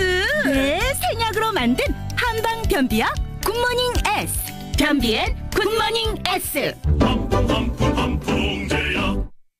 한국 GM, 미국을 본사로 하는 자동차 회사죠. 제네럴 모터스의 한국 지부입니다. 예전에 우리가 GM 대우라고 불렀던 바로 그 회사. 이 한국 GM이요, 지난 몇 년간의 실적 부진으로 경영위기에 몰려있다는 거, 이거는 잘 알려진 사실입니다. 그런데 최근에 미국 본사에서 해외 사업부문 사장이 방한을 했습니다. 청와대를 비롯한 정부 기관과 접촉을 했답니다. 근데 이게 왜 뉴스가 되느냐? GM에서요, 대규모 구조조정, 심지어는 한국 시장 철수까지 언급을 하면서 우리 정부의 경제적인 지원을 요청했다, 이런 내용들이 지금 알려지고 있는 거죠. 자, 도대체 어떻게 된 얘기인지, 문제가 되는 부분은 뭔지, 어떻게 대처를 해야 되는 건지 오늘 이 문제 좀 짚어보겠습니다. 경제평론가 윤석천 씨 오늘 스튜디오에 직접 모셨습니다. 어서 오십시오. 예, 안녕하세요. 윤석천입니다. 예. 뉴스쇼에는 처음 인사하시는 건데. 예, 처음입니다. 예. 분위기가 어떠세요? 라디오 방송이라서 그런지 굉장히 정겹고요. 예. 오히려 TV 방송보다는 저는 뭐 좀 좋은 것 같아요. 훈훈합니다. 사실은 TV에서 많이 뵙던 분인데 오늘 우리 뉴스쇼 청취자들께 좀 쉬운 설명, 편한 설명을 해주시려고 직접 오셨어요. GM, 한국 GM. 사실 몇 년간 판매가 부진하다는 건 뭐 저도 알고 있었습니다만 어느 정도나 부진한 거예요, 실적이? 뭐 몇 년간 부진했다고 할 수 있을 정도는 아니고요. 사실은 2002년에 한국 GM이 대우자동차를 인수했는데 그 이후로 뚜렷한 베스트셀러카가 없죠. 그러니까 떠올리면은 딱 떠오르는 게 없어요. 그렇죠. 뭐 딱 떠오르는 자동차가 없습니다. 경차 중에서는 뭐 스파크 정도인데 사실 경차라니까 이윤이 좀 박하겠죠. 그 정도지 나머지 차 같은 경우에는 거의 뭐 만년 꼴찌 수준을 갖다가 내수시장에서 보이고 있으니까. 그래요. 적자는 가중될 수밖에 는 없겠죠. 예. 사실 한국 GM은 약간 좀 독특합니다. 수출 비중이 한 85%에 달해요. 예. 수출이요? 완성차가 아니라 반제품 조립 형태로 외국에 수출하는 게 한 85% 정도 되는데 그게 뭐 전면적으로 거의 중단되다시피 했고요. 내수도 뭐 한 두 자릿수에서 한 자릿수로 지난해에는 뭐 한 7.4% 정도 점유율을 기록했으니까 거의 뭐 회사가 적자는 뭐 불가피하다고 할 수 있고 완전히 2조를 넘는 상태의 자본이 완전히 잠식된 상태고요. 2조가 넘게. 그렇죠. 지난해까지 한 추산해보면 2조 6천억 정도의 누적 적자가 있는 상태니까 좀비 기업이라고 할 수가 있겠죠. 좀비 기업이라고 외부의 어떤 부채라든지 도움이 없으면은 자체적으로는 생존할 수 없다. 왜 그렇게까지 좀비 기업이라고 할 정도로까지 심각해진 거예요, GM? GM이 이제 가장 큰 타격은 아까도 말씀드렸듯이 아주 독특한 그 비즈니스 모델을 갖고 있어요. 현대기아차 같은 경우는 완성차 위주로 수출을 하는데 반조립 상태의 제품을 갖다가 외국에 수출을 합니다. 물론 부품 같은 경우는 전부다 외국 본사, 그러니까 미국 GM 본사에서 들여와서 여기서는 조립하는 형태가 굉장히 많아요. 물론 뭐 일부 부품은 여기서 생산을 하기도 합니다만은.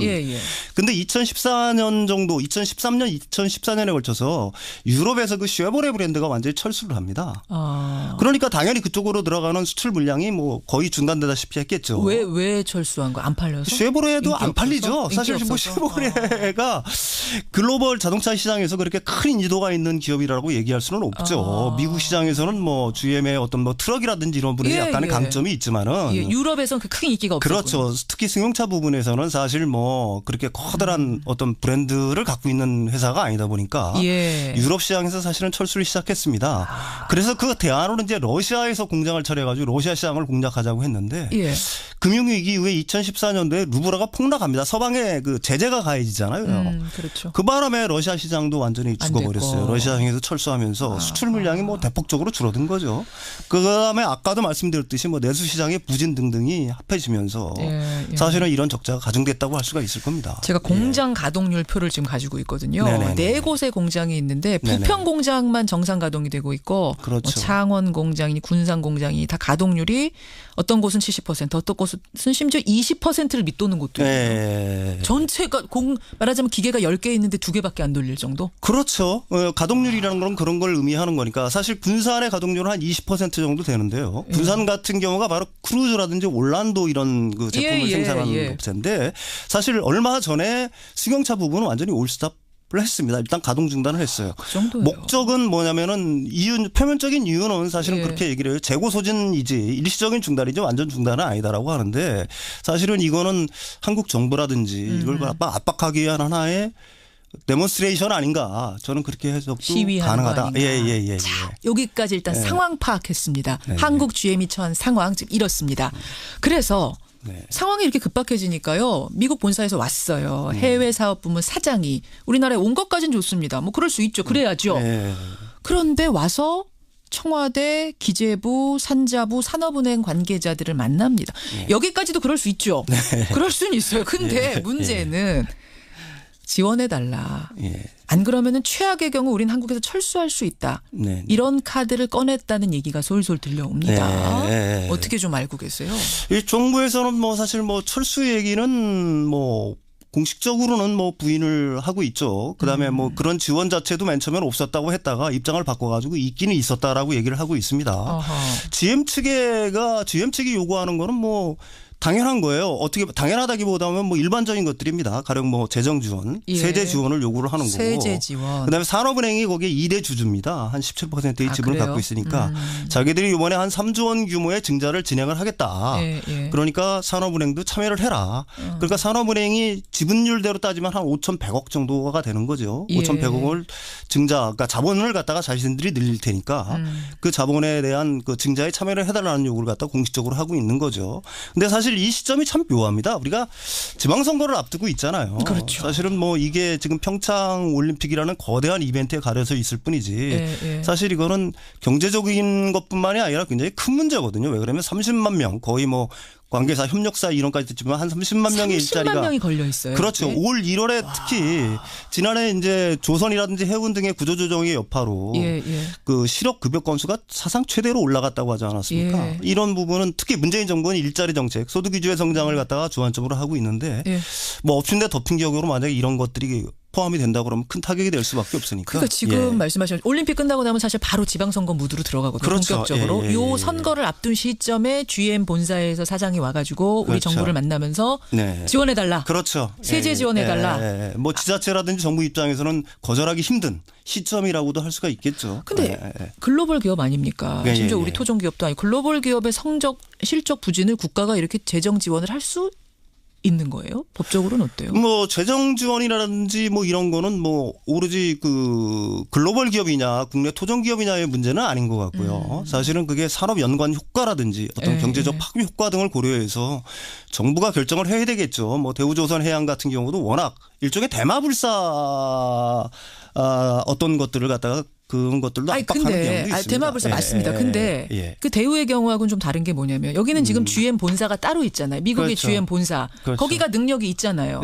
그럼 일단 거기에서 경영에 대한 책임을 지고 뭔가 지원을 자기들이 할 만큼 하고 회생 노력을 해야 되는 거 아니에요? 당연하죠. 그게 먼저 선결이 돼야 된다는 겁니다. 사실은 지금 그 증자 요구를 받으면 산업은행 같은 경우에도 이 회사의 문제가 워낙 많다고 생각하다 보니까 감사권을 요구를 했어요. 그래서 경영자료를 갖다가 한 110건을 갖다가 요청을 했는데 한 6건밖에 제출을 안 했습니다. 불투명한 상황이 지금 계속되고 있는 거고요. 110건을 말했는데 6건 이건 뭐 무시하는 겁니까? 뭡니까? 그러니까 자기들은 철수라는 어떤 꽃놀이패를 들고서 사실은 어떻게 보면 벼랑 끝 전술을 구사한다고 할 수가 있는 거고요. 그보다 더 큰 문제는 사실 진짜로 회사를 살리겠다는 의지가 있으면은 그다음에 어떤 회사든지 재정 지원을 요구하는 회사들은 백기를 들어야 되잖아요. 그럼요. 이건 어떻게 보게 되면 뭐 당당하게 요구를 하는 거니까 사실 한국 국민, 한국 정부 입장에서는 유쾌한 일은 절대로 아니라고 할 수 있겠죠. 꽃놀이패라는 단어를 쓰셨는데 저는 그게 귀에 꽂힙니다. 그러니까 이렇게 해서 한국 정부가 지원해서 뭐 회생하면 좋고, 그렇죠. 뭐 몇 년 뭐라도 더 우리가 회생하면 좋고, 아니면 철수해도 좋고, GM 본사로서는 이쪽이든 저쪽이든 다 손해볼 상황은 아니다? 사실은 뭐 GM 본사 같은 경우는 제가 개인적으로 생각해서 진짜로 엄청난 손실을 봤다라고 얘기할 수 있느냐는 건 의문의 여지가 있습니다. 왜요? 적자 많이 봤다면서요? 아까도 얘기했지만 그 적자의 원인 구조를 갖다가 이렇게 명확히 살펴보면은요. 일단은 그 GM 본사는 그 한국 GM에 한 3조 원 규모의 돈을 갖다가 꿔줬습니다. 워낙 적자가 많이 나니까. 미국 본사가 한국 GM에 꿔준 형태로. 근데 이제 거기까지는 문제가 없어요. 물론 문제는 있습니다. 진짜로 회사를 살리겠다라고 하면은 꿔주는 게 아니라 대출이 아니라 자본 전입을 했어야 되겠죠. 그렇죠. 근데 그 이자가 문제가 되고 있는 거예요. 이자가 연리 한 5% 정도 되니까 현재 같은 몇 년 동안 저금리 상황, 특히 미국에서는 채권 발행할 때 뭐 금리가 얼마나 되겠어요. 회사차 같은 경우에 뭐 거의 뭐 1% 뭐 이하내로 이렇게 빌릴 텐데 5%나 받았어요. 그렇죠. 5%를 받았다 그러면 이거는 뭐 어떻게 보면 전부 다 어떻게 보면 고금리 장사라고도 할 수가 있을 거고요. 이자 놀이했다는 얘기가 그래서 나오는 거예요. 또 있습니다. 사실은 그 R&D 자금 같은 경우도 어마어마하게 챙겨갔어요. 연구 사실은 기술을 해주고 그 비용을 2014년에서 2016년까지 그 적자 규모가 한 1억 3천억 정도 되는데 R&D 비용으로만 1억 500억 정도를 갖다가 책정을 해서 가져갔습니다. 거기다가 매년 로열티 등도 한 1천억 정도 가져갔고요. 문제는 또 있어요. 이 회사가 왜 이렇게 부실화가 됐느냐. 아까도 말했지만은 비즈니스 모델이 반조립 상태의 제품을 갖다가 수출하는 거라고 하지 않았습니까? 부품들을 그 본사에서 가져오죠. 예. 부품 비싸게 사고 반조립 상태의 제품은 외국으로 수출할 때는 싸게 사갔다. 이런 의혹도 있는 거죠. 이런 의혹들을 갖다가 완전히 그 해명하지 않고 예. 일방적으로 요구를 한다는 거는 뭔가 다른 흑막이 있다라는 의심을 갖다가 지울 수가 없는 겁니다. 근데 지금 한국 GM 측에서 뭐라 그러냐면은 임금 때문이다. 우리가 이렇게 된 거. 2017년 임금 수준이 2002년하고 비교해서 2.7배까지 뛰었다. 게다가 2013년에서 16년 사이에는 성과급을 해마다 1,000만 원 이상 더 지급을 했다. 이렇게 얘기하고 있는데 이거 어떻게? 뭐 임금이 오른 거는 사실이죠. 그렇지만 자동차 회사 다른 현대기아차의 임금 수준은 지금 한국 GM보다 낮은가요? 그렇지 않습니다. 높았지 낮지는 않거든요. 그런데 그런 기업들은 어쨌든 흑자를 내면서 하고 있지 않습니까? 그러네요. 인건비가 부담이 되는 건 사실이지만 그게 경영적자의 원인이라고 말한다는 거는 사실은 현실을 오도하는 거죠. 자, 이제 어떻게 할 것인가? GM에선 잃을 게 없다. 이거 뭐 정부가 지원해줘서 회생하면 좋고 못하면 철수하면 되고. 근데 문제는 우리 노동자들 아닙니까? 30만 명의 우리 국민들 일자리가 걸려 있는 문제. 그래서 우리 정부가 난감하고 고민에 빠질 수밖에 없는 건데. 어떻게 해야 된다고 일단은 보세요? 외국 글로벌 기업의 한국 생산 기지 자체는 사실은 자체 생존력이 없어요. 왜요? 그렇지 않습니까? 모든 기술이라든지 신차 개발이라든지 연구 개발은 전부 다 본사에서 진행을 하는 거고 여기는 오로지 생산 기지뿐만이 아니니까 그러니까 GM의 글로벌 기업의 어떤 본사의 어떤 전략에 따라 가지고는 이 공장은 언제든지 폐쇄될 수 있다는 것 갖다가 생각을 해야 됩니다. 따라서 이 부분에 일자리가 걸려 있으니까 지원을 갖다가 물론 저도 주안점을 둬서 생각을 해야 되지만 먼저는 경영 투명성이 아까도 얘기했지만 전제가 돼야 되는 거고 두 번째는 이 회사가 미래 성장 가능성이 있느냐. 가령 한국의 그 이 GM을 갖다 진짜로 발전시키고 성장시킬 수 있는 의지가 있느냐. 전기차라든지 뭐 핵심을 아니면 미래의 자율차라든지 아니면 연구 개발을 갖다가 어느 정도 이 한국에 준대든지 하는 걸 갖다가 일단 고려를 해야 될 것 같고요. 약속을 받고 그렇죠. 받을 수 있는 건 다 약속 받고. 그렇죠. 기존에 또 산업은행은 거부권을 갖고 있었어요. 그게 지난해 말로 했지만 이사의 결을 갖다 거부할 수 있는 권한도 이번에 만약에 증자를 포함하게 되면은 다시 그걸 뭐 영속적으로 간다든지 하는 어떤 보완책을 갖다가 강구하지 않은 상태에서 일방적인 지원은 사실은 밑빠진 독에 물 붓기라고 할 수가 있겠죠. 자, 여러분 문자 지금 많이 들어옵니다. 일단은 쉬운 설명 감사합니다. 이런 문자 윤석천 선생님한테 문자가 오고 있고 지원하자는 얘기는 사실은 거의 없어요. 지원하자는 얘기는 거의 없는데 혹시 GM 다니시는 분 없으십니까? 여러분 청취자 중에 한국 GM 30만 명 그 일자리 중에 한 분 없으세요? 뭐 이렇게 자회사에 연결돼 있거나 어떤 식으로든 있으면 좀 보내주시고요. 올림픽 뭐 선거 이런 것 때문에 사실은 좀 놓치기 쉬운 경제 뉴스인데 오늘 그 밑바닥까지 잘 풀어주셨습니다. 고맙습니다. 감사합니다. 경제평론가 윤석천 씨였습니다.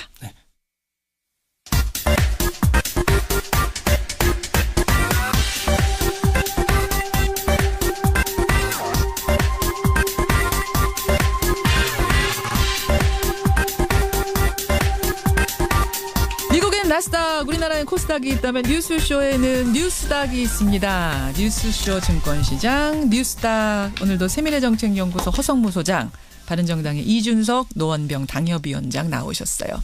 어서 오십시오. 예, 안녕하세요. 안녕하세요. 목소리가 좀 잠기셨어요, 허 소장님? 뭐. 응원하시느냐고? 예, 목을 많이 쓰고 있습니다. 그, 개막식부터 어제 경기까지 좀 보고 계시죠? 이준석 위원장 보고 계시죠? 허 소장님도 좀 보고 계시죠? 저는 조금 봤습니다. 요새 워낙 바쁘셔서 창원이랑 왔다 갔다. 저희가 잠시 후에 뭐 개막식에서 그 무한 댄스 췄던 둥그렇게 서서 그 자원봉사장 중에 한 분도 만나긴 할 텐데 어떤 장면 제일 기억나세요, 이준석 위원장? 저는 제가 이제 소위 말하는 공돌이라서 그런지 몰라도 그 드론 하늘에 쫙 띄워놓은 거 그거 보면서 야 저거 어떻게 충돌 방지 알고리즘을 구현했지? 난 그거 계속 생각하고 있었습니다. 1200대 드론이 지들끼리 날아가다가 이 바람도 불고 이러기 때문에 부딪히고 이러면 어떻게 그거를 방지하려고 했지? 뭐 이런 것들. 화면에 자세히 보니 한 대는 떨어지는 느낌이 있었어요. 그랬어요? 저는 발견 못했는데 한 대 떨어졌어요. 저거 떨어지는 거다 이렇게 했는데 좀 인간적입니다. 그런지 아닌지는 모르지만 화면으로 잠시 봐서 그런 게 그러니까 있었는데 이게 CG처럼 보였다는 분들도 많은데 아니고 진짜 처음에는 CG인 줄 알았어요. 그런데 이제 알았어요. 아주 대단했다는 느낌이 들고요. 그래도 뭐 최고의 감동은 그 쇼트트랙 여성 그 개주죠. 저는 인면조 얘기하시는 줄 알았어요. 쓰러져도 넘어져도 달리고 또 기록 달리는. 세운. 그럼요. 그게 왠가면 우리 보편적 삶 속에 많이 우리가 좌절하고 넘어지잖아요. 맞아요. 그럼에도 일어나야 하고 달려야 되고 굳건내 끝끝내 나가야 되는 게 삶이니까 그런 걸 좀 아주 압축적으로 보여준 그런 거였다는 저는 느낌입니다. 그 개주 선수가 넘어졌을 때 뭐 아주 재치 있게 다음 선수가 치고 올라가서 뛰어서 결국 기록까지 세우면서 1등했습니다만 설사 1등을 못했다고 하더라도 기록 못 세웠다고 하더라도 저는 그 장면이 참 인상적이었어요. 그럼요. 예, 포기하지 않고 다음 선수가 할 수 있는 한 최선을 다했다는 거 눈물 났는데 그 장면 좋았습니다. 그래요. 그나저나 설 명절이 코앞인데 뭐 일가 친척들 모이시죠? 원래 정치하는 사람은 설이든 추석이든 이렇게 일반적인 명절처럼 보이기 어렵습니다. 그럼 어떻게 보내세요? 대목이지. 이제 인사하러 다니고 또 뭐 전통시장에서 또 주민분들 만나가지고 설 민심 듣고 이렇게 하는 게 이거기 때문에 저는 오히려 어제 오늘 체력을 비축하고 있을 정도입니다. 인사하러 다녀야 되니까. 저는 인사가 딱 두 가지예요. 뭐예요? 일반 시민들을 만나면 설에 복 많이 받으이소 이러고 또 상인들을 만나면 대목 잘 보이소. 아니 일가 친척들도 만나긴 만나실 텐데 만나면은 그 질문들이 막 쏟아질 것 같아. 정치인들은 이런 소문 진짜야? 뭐 누가 어떻게 딴데 맞아? 뭐 이런 것들 많이 받으시죠. 근데 이제 가족 중에 이제 오히려 저같이 출마자가 있으면은 그걸로 대화가 집중됩니다. 정치 현안보다는 이제 뭐 자신 있냐? 이번에 선거 어떻게 되냐, 뭐 구도는 어떻냐부터 시작해가지고 준비는 어떻게 되고 있냐, 뭐 후원금 필요하냐, 뭐 이런 거 시작해서. 왜 물으세요? 그런 건 줄 것도 아니면서. 허 소장님은 어떠세요? 일가 친척 만나면 난감한 질문 같은 거 평소에 못 받으셨어요? 네, 지금까지는 뭐 저는 늘 좀 어려운 입장에 있어가지고 항상 어려운 질문들을 많이 받았습니다. 어떤 거요? 예, 뭐 주로 이제 뭐 힘든 일인데 왜 하냐부터. 정치판 그거 왜 그런 거 하는 거야? 계란으로 바위치기 아니냐 뭐 늘 그런. 또 가능성이 낮을 때는 상당히 냉담합니다 사람들이. 예, 그것이 굉장히 힘들죠. 냉담하게. 예. 싸늘해요 시선이. 그러니까 이렇게 가능성이 높을 때는 모두가 반갑고 뭐 격려해주고 그렇지만 가능성이 낮을 때는 무관심과 냉담함이니까 그게 세상의 냉정한 이치죠. 예. 후원금 필요하냐 물어보고는 싹 입 닫는. 물어보지도 않죠. 안 될 때는. 그래요. 이제 설 명절을 코앞에 두고 마지막 뉴스닥이 오늘입니다. 아마 여러분들도 설 그 밥상머리에 일가 친척들 모여 앉으면은 이런저런 얘기들 하실 텐데 오늘 뉴스닥의 상한가 하한가도 아마 그 주제 중에 하나로 오를 수도 있을 것 같습니다. 상한가부터 가보죠. 허 소장님. 예, 저는 문재인 대통령을 상한가로 오랜만에 다시 한번 문재인 대통령 상한가 이준석 위원장님. 저는 김세연 의원을 꼽았습니다. 자유한국당 김세연. 바른정당에서 자유한국당으로 간 김세연 의원. 일단 문재인 대통령은 이해가 돼요. 지금 뭐 올림픽 치르면서 상한가죠. 남북 분위기 좋아지면서. 그렇습니다. 이제 문재인 대통령이 뭐 대선 때도 늘 이야기했고 대통령이 취임하고도 한반도 운전자론을 계속 이야기를 했습니다. 그런데 이제 문재인 대통령이 뭐 운전하는 그 차에 북한도 미국도 잘 안 타려고 했습니다.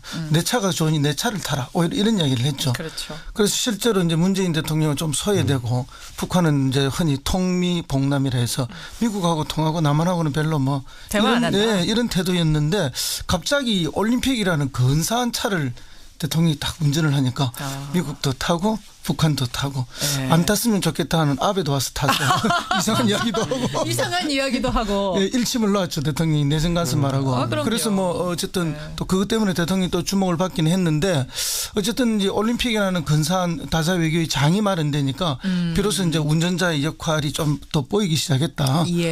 그래서 뭐 미국은 툴툴거리면서 탔지만 탔고 또 결국 대화를 뭐 압박과 제재를 계속 이야기하지만 대화도 동시에 이제 이야기하는 수준에 와 있고. 그렇다고요. 북한 같은 경우에는 뭐 지금 대화를 이야기하지 않을 수 없는 상황으로 좀 몰려 있는 측면도 있다. 지금 자동차 얘기하셨잖아요. 여러분 상상해 보세요. 머릿속에 올림픽이라는 근사한 세단이 하나 쫙 왔습니다. 운전자석에 지금 문재인 대통령이 앉았어요. 우리가 앉았습니다. 펜스는 뭐 어쩔 수 없이 저 멀리까지 대전까지 부산까지 가야 되는데 뭔가 타긴 타야 되니까 마지못해 앉았는데 눈길을 안 줘요. 아베는 원하지 않는데 우리가 크게 원하지 않아도 탔어요. 근데 북한은 이번에 반면에 문 열어주기도 전에 스스로 열고 타서 옆을 보면서 웃기까지 하고 뭐 이런 거죠. 굉장히 적극적인 거죠. 재빠르게 탔습니다. 근데 어쨌든 뭐 북한이 가장 이 시기에 필요한 거죠. 그래서 북한의 전략이 통미봉남에서 통남봉미로 그렇죠. 좀 바뀐 듯한 그런 이미지가 있고요. 예. 결국 이제 뭐 문재인 대통령이 각광받는 건 사실입니다. 사실이고 또 어떻게 대처하느냐에 따라서 이후에 더 어떤 그 지도자로서의 길을 더 갈 수 있는 것도 있다라고 보는데 또 주의해야 할 점도 있는 것은 사실입니다. 어떤 겁니까? 주의할 점? 왜냐하면은 우리가 이렇게 남북이 긴장되고 국제적으로 이렇게 아주 압박이 강화되는 국면 전체가 유도된 게 사실은 이제 뭐 여러 가지 요인이 있지만은 예. 북한의 핵미사일이라든지 예. 뭐 이런 것들 때문에 그런 긴장 국면이 조성됐던 것도 사실이고 그렇죠. 또 이렇게 급박하게 또 이렇게 이제 긴장이 완화되는 국면도 역시 이제 북한의 적극적인 참여 때문에 그런 거거든요. 이제 그런 면에서 보면은 운전석에 분명히 우리 대통령이 앉았고 우리 대통령이 많은 역할을 하고 있는 건 틀림없지만 예. 이 승객들이 예. 다 방향이 같은 게 아니에요. 밖에서 그러니까 지금 운전자가 집중해서 운전해야 되는데 승객들이 가자는 요구가 다 달라요. 딴 지금. 소리들을 막 하고 있는 그럼 거예요. 중간에 내릴 가능성이 있는 거예요. 그러니까 기사 운전하는 운전사의 목적지 타고 있는 승객들의 목적지가 다 같아야 되는데 조금씩 지금 방향이 어긋나고 있기 때문에 이 목적지를 하나로 모아가는 노력 그 노력이 문재인 대통령에게 이후에 주어져 있다. 근데 이게 우리가 지금 타고 있는 차가 결국엔 북한 차라는 게 문제인 거거든요. 보면은. 그게 무슨 말씀이세요? 이 차는 결국 가다가 퍼질 수가 있어요. 제가 봤을 땐 지금까지 항상 북남 남북이를 대화라는 게 그들이 주장했던 북남 대화라는 게 목적성을 가지고 진행됐던 것이고 영속적인 변화를 가져오지 않았거든요. 예를 들어 전에 정상회담 2번도 있었지만은 그 결과 지금 뭐 핵이 개발되고 이런 상황 속에서 영속적인 변화가 없었기 때문에 저는 이번에도 마찬가지로 저는 우려되는 게 뭐냐면은 이 지점은 저희가 봐야 돼요. 그러니까 어제 조선신보가 그 조총련 기관지죠. 조총련 기관지가 얘기했던 게 뭐냐면은 그 만약에 대화 국면이 계속되면은 뭐 미사일이나 핵실험 같은 경우는 좀 중단할 수 있는 거 아니냐 한동안. 그런데 그게 의미하는 게 뭐냐면요. 과거 같으면 그게 소위 말하는 핵동결이라는 게 핵을 동결시킨다는 게 개발 단계에서 동결시키면 그건 의미가 있습니다. 그런데 지금까지 북한이 핵을 완성했다 주장하는 상황 속에서 핵 동결을 주장하는 거는 우리가 한 3달 전쯤으로 시계를 되돌려 보면은 중국에서 끝없이 요구했던 게 뭐냐면 쌍중단이라는 겁니다. 한미 연합 군사 훈련을 중단하고 핵은 동결하자였거든요. 핵을 폐기하자가 아니라 그 두 가지를 하자고 했던 건데 지금 그렇게 돼 버렸어요. 그 모양새가 보면은 한미 군사 훈련은 일시 연기된 상태이고 핵을 동결할 수 있다는 제스처를 보낼 수 있는 건데 핵 동결이라는 게 아까 말했던 것처럼 만드는 단계에서 핵 동결은 의미가 있지만 만들고 난 다음에 핵 동결은 뒤집어 말하면은 핵 인정과 가까운 형태로 비춰질 수도 있습니다. 그렇기 때문에 이게 저는 이번 정부에서 어쨌든 회담의 조건으로 핵 동결을 받아들였을 때는 그건 또 아까 우려했던 것처럼 국론 분열이라는 게 일어날 수 있는 거거든요. 그 부분이 우려스럽다. 허 소장님. 뭐 충분히 그런 걱정할 수 있고요. 또 그런 걱정을 많이 하는 보수적인 분들도 많이 계시죠. 그러나 우리가 이제 흔히 이야기하는 닭이 먼저냐 달걀이 먼저냐 이 논란을 끊임없이 가져가면 아무 문제도 해결이 되지 않아요. 해결이 안 돼요. 그렇기 때문에 이제 미국도 결국은 대화 부분을 병행하겠다는 입장을 최근에 어제 오늘 계속 내놓고 있는 건데요. 그렇죠. 결국은 어떤 시각으로 보느냐 또 어떻게 문제 해결을 하기 위해서 접근하느냐 이렇게 가는 것이 중요하고요. 저는 뭐 그런 생각을 분명하게 가지고 있습니다. 그 뭐 핵 폐기를 전제로 하는 비핵화를 전제로 하는 거 아니면 대화가 안 된다. 이건 결국 대화하지 말자는 논리로 가는 겁니다. 그러니까 조금씩 양보를 하면서 좀 우리의 목표는 있는 거잖아요. 평화라는 목표를 향해 가야 북한도 합니다. 이런 강한 압박과 제재 속에서 국가 체제를 유지하기가 사실은 여러 가지 부담스러운 측면이 있습니다. 그러니까 이렇게 적극적으로 나오는 거 아닙니까? 적극적으로 나올 수밖에 없습니다. 그럼 우리가 활용을 해야죠. 최대한 활용을 해야죠. 그렇기 때문에 이제 이 운전자론이라는 것이 운전자 마음대로라는 게 아니에요. 다양한 승객들의 요구를 수용하면서 어떻게 같은 목적지를 향해서 가자. 그건 평화와 협력이라는 목적이죠. 뭐 가다가 조금 돌아갈 수도 있고 쉬었다 갈 수는 있습니다만 분명한 목적지를 향해서 운전자가 정신 똑바로 차리고 가면 되는 거고요. 또 하나 아까 그 차가 북한 차라고 하신 건 저는 그건 동의할 수 없어요. 북한 차죠. 북한에서 어떻게 북한 차입니까? 이번에 올림픽을 우리가 열었는데. 이번에 이 계기라는 건 제가 봤을 때 북한의 어떤 정세 변화가 있는 것이 거의 전 맞다고 보는 게 이번에 북한이 보인 태도가 저는 오히려 너무 전향적이라서 저는 그런 생각이 너무 드는 바뀌었기 때문에. 그러니까 우리가 생각해 보면 한두 달 전까지만 하더라도 예를 들어 한 달 전 현송월 씨 올 때만 하더라도 그 사람들이 뭐 미소를 띠고 온다는 아니 아니라 근데 굉장히 너무 안 바뀌었을 때는 안 바뀌었다고 문제고 바뀌면 바뀌었다고 문제고 이러면은 우리 아무것도 한 발짝 그런데 못 북한이 나가는 급격한 정세 변화를 보였을 때는 그 이유가 뭔지 한번 살펴볼 필요가 있다 보는데 전 둘 중에 하나일 거라 보는 게 첫째는 이제 대북 압박이 강화되니까 그에 대한 부담으로 이제 좀 유화책으로 돌려던 걸 수 있고 두 번째는 실제로 북한 내에서 체제 유지를 위해 가지고 뭔가 아주 긴박한 상황이 발생할 가능성도 있습니다. 지금 저는 그 두 가지를 놓고 우리 정부가 여기서 좋은 판단들을 하기 위해서 정확한 정보들을 취득해야 되는 것이고 저는 약간 의외였던 게 김여정이 와서 했던 말이 그거잖아요. 저도 오게 될 줄 몰랐는데 갑자기 오게 했다고 했잖아요. 그건 북한 내에서 분명히 급박한 어떤 상황 판단들이 있었다는 건데 그런 걸 좀 그걸 활용을 해야 되는 거 아니에요? 그 이제 급박한 상황 변화가 있을 수도 있지만은 북한 입장에서 보면은 북한 우리 쪽에서 대부분 북한에 대한 이 과대평가가 있는가 하면 또는 과소평가도 있어요. 저는 냉정한 현실평가가 있어야 된다고 보거든요. 북한은 우리하고 다른 국가 체제이기 때문에 그런 급박한 정세 변화를 가져올 수 있는 결정을 내릴 사람이 있는 거예요. 그러나 우리는 그렇게 함부로 우리의 그 판단이나 의사결정을 바꾸기가 어렵죠. 알겠습니다. 그런 차이를 인정해야 되죠. 그러니까 이 아까 그 비유는 그 정도로 우리가 휘둘리지 말아야 된다는 걸 강조하신 정신 똑바로 차리고 운전석을 꽉 잡아야 된다. 이 정도로 이해를 하는 것으로 하고 이준석 위원장이 상한가 아까 김세연 의원을 꼽으셨는데 자유한국당 의원을 상한가로 꼽아 오신 게 굉장히 오랜만 같아요. 그렇죠. 그런데 이제 김세연 의원의 특수성이라는 게 있는데 사실상 바른정당에서 김세연 의원의 위치는 이렇게 표현하면 그렇지만 좀 독보적이었습니다. 무슨 말이냐면 식으로? 결국에는 뭐 바른정당에서 이런 말이 나오기도 했죠. 선고 라인이냐고 저 라인이. 그건 무슨 말이에요? 이게 소위 말하는 서울대 경제학과 라인. 그러니까 유승민 이해운, 김세연으로 이어지는. 정말 그러고 보니까 다 같은. 네, 그 서울대 경제학과의 선고 라인이 아니냐 하면서 실제로 바른정당 내에서 그분들이 실제로 대표, 원내대표, 정책의장 다 하셨잖아요. 보면은. 그러니까 결국은 그 상황 속에서 김세연 의원이 결국에는 뭐 지역구 사정 때문에 부산 금정구 사정 때문에 이제 자유한국당 복당했는데.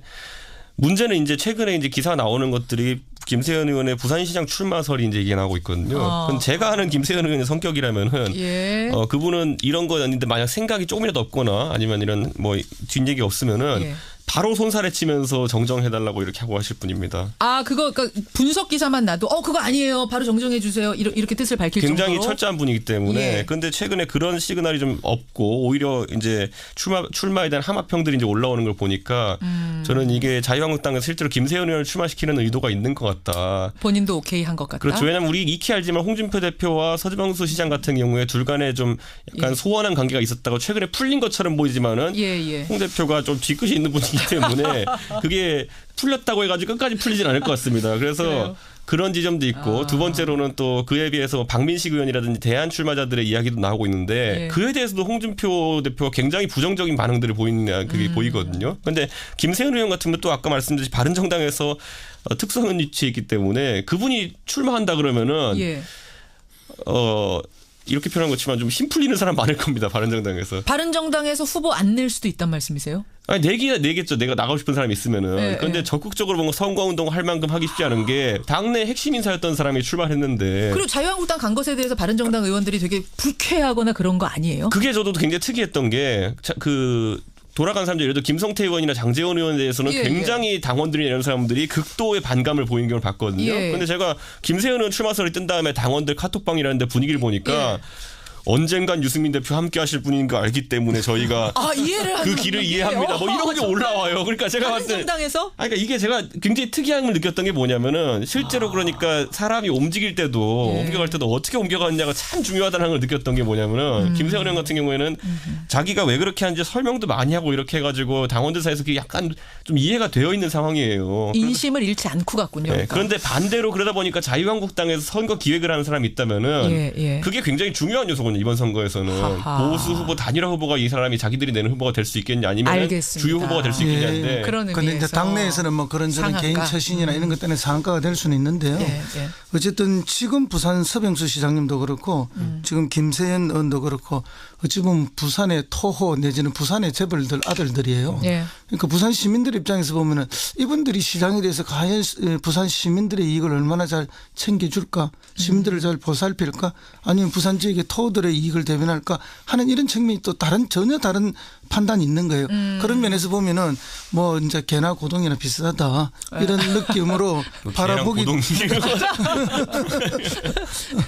제가 뭐 갑자기 좋은 어패류를 이야기해서 죄송합니다만 이제 결국은 뭐 당내에서 이렇고 저렇고 뭐 이런 이야기들은 충분히 판단할 수 있고 또 재미나는 이야기 있을 수 있지만은 시민들의 입장 보면은 누가 더 시민들의 이익을 대변해 줄 수 있는 그런 어떤 토양과 품성을 가진 후보일까. 민주당은 누가 후보 나옵니까? 민주당은 여러 명이 지금 이야기가 되고 있습니다. 누구요? 예, 뭐 오거돈 후보도 있고, 오거돈. 예, 또는 뭐 지금 현직 장관 김영춘 장관 이야기도 있고, 장관. 또 다른 뭐 분들도 이야기가 있는데 아직은 오리무중인 것으로. 제가 지난번에 그 남경필 지사가 이제 의원하시다가 때려치고 이제 남경필 그 경기도지사 후보로 나갈 때 그때 당내에서 중진들이 거의 반협박적으로 남경필 지사 이제 몰아붙이는 걸 봤거든요. 뭐 네가 젊은 나이에 이제 정치 시작해서 당에서 받는 혜택이 많으니까 지금 나가 선거에서 당을 돕고 그 분위기가 저는 안 봐도 지금 약간 느껴집니다. 김세현 의원에 대해서. 그러니까 뭐냐면 결국에는 이 새누리당이라는 조직, 자유한국당 조직의 특성이 뭐냐면요.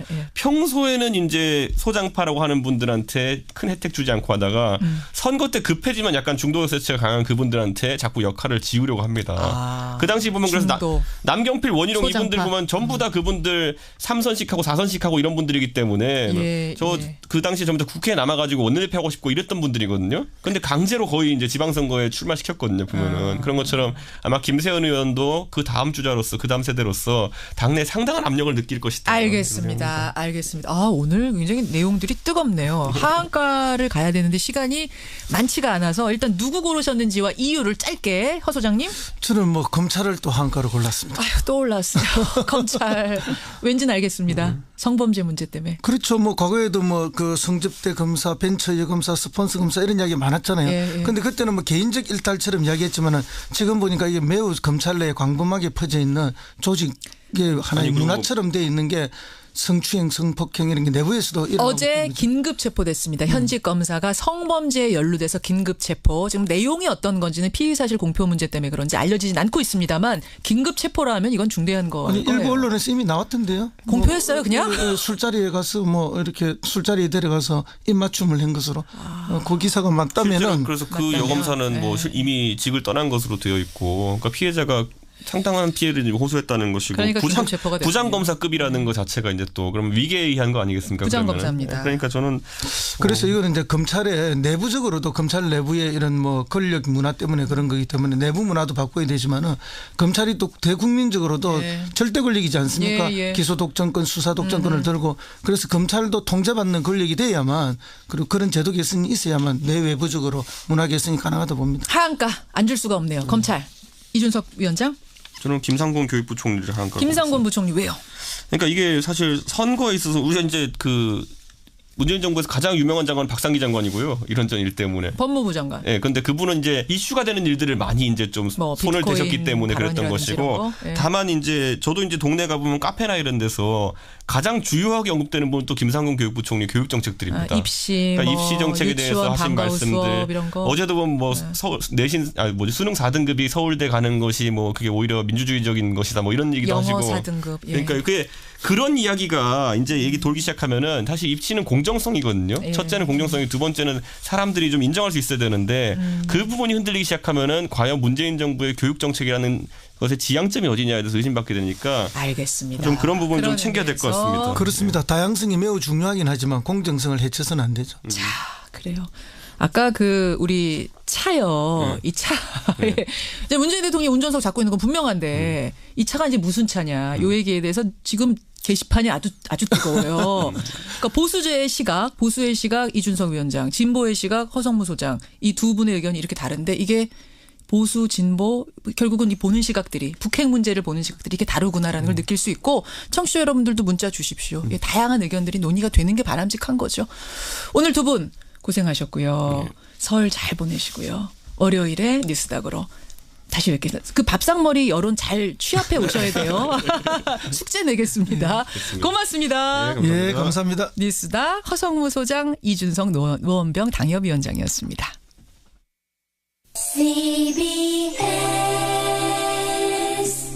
자, 이거 무지하게 중요하다. 꼭 암기.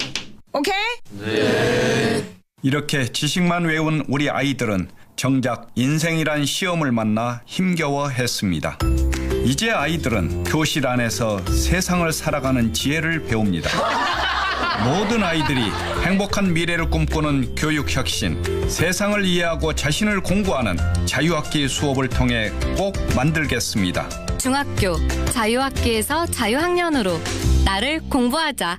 저는 부총리 겸 교육부 장관 김상권입니다. 이 캠페인은 교육부와 한국과학창의재단이 함께합니다.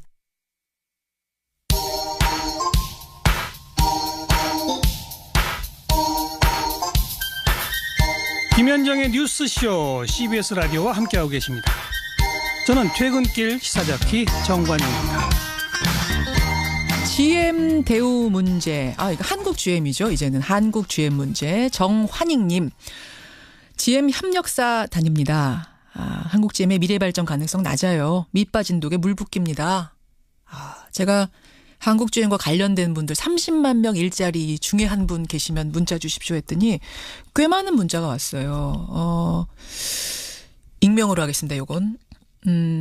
한국 지점 근무합니다. 시장 경제에서 살아남고 말고의 문제지 국가의 적극적 개입이 필요한지는 모르겠습니다.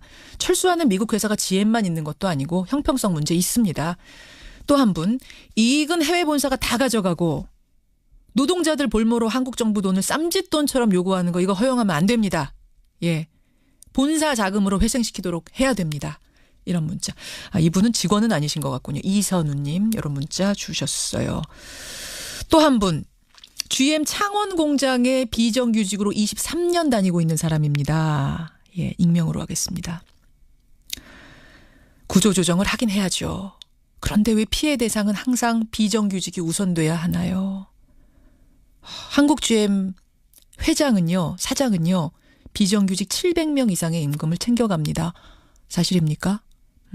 그 정도로 차이가 난다는 말씀. 비정규직들이 또 제1번 희생양이 되겠구나. 답답하신 모양이에요. 예, 여러분 문자 고맙습니다.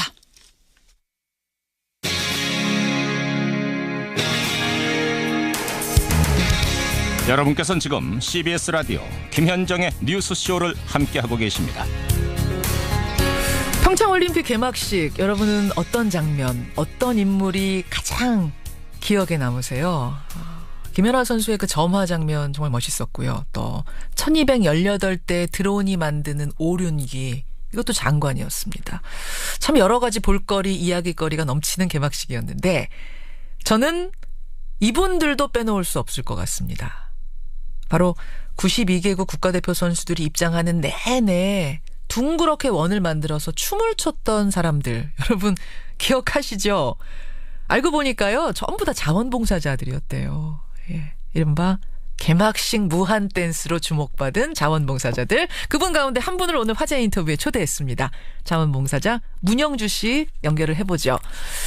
문영주 씨, 안녕하세요. 안녕하세요. 자기소개부터. 네, 안녕하세요. 저는 대학교 이제 3학년인 문영주입니다. 대학생이시군요. 네. 예. 지금 인터넷에서 네. 개막식의 씬 스틸러다, 뭐 요새 말로 열일했다, 이런 관심 쏟아지는 거 알고 계세요?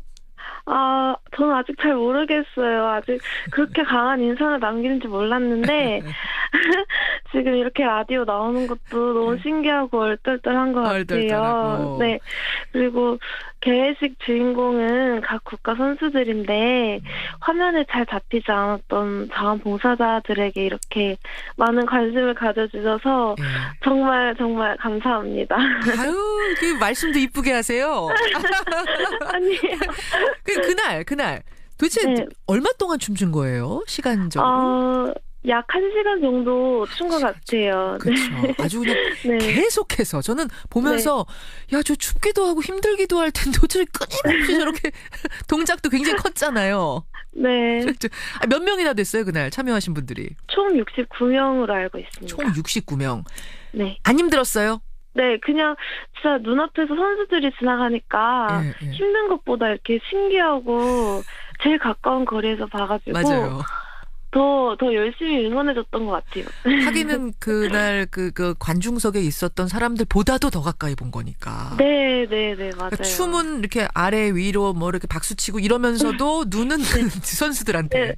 네, 맞아요. 근데 저는 보면서 신기했던 게 어떻게 그 많은 인원이 1시간 동안 그렇게 똑같이 율동을 맞춰서 추나 이걸 미리 연습을, 그러니까 계획을 짜서 한 건가? 이 동작 다음에 이 동작, 이 동작 다음에 이 동작 연습을 한 거예요? 어떻게 맞춰서 춘 거예요? 저희가 1번부터 6번까지 동작이 있었고 이렇게 귀에 인이어로 끼면은 안무 선생님께서 뭐 이렇게 1번 치세요 이렇게 하고 이런 말 해줘 이렇게 단체로 맞추게 된 것 같아요. 1번 동작은 팔 벌려서 머리 위로 박수치기, 뭐 2번 네네네. 동작은 어떤 거, 3번 이렇게 쭉 6가지가 있고 69명 전원이 인이어 이어폰 끼고 있었어요. 네, 다 인이어로 이렇게 추라고 하는 걸 다 이렇게 쳤어요. 그래서 이제 안무 선생님이 자 6번 이러면 다 같이 6번 네, 치고 맞아요. 3번 이러면 3번. 그럼 정말 철저하게 이게 다 짜였던 거네요. 계획이 돼 있던 거네요. 구멍이 나지 않도록. 네. 야, 그렇구나. 그러면 우리 문영주 씨는 처음부터 이 춤추는 자원봉사 그런 장면이 있는 걸 알고 자원을 하신 거예요?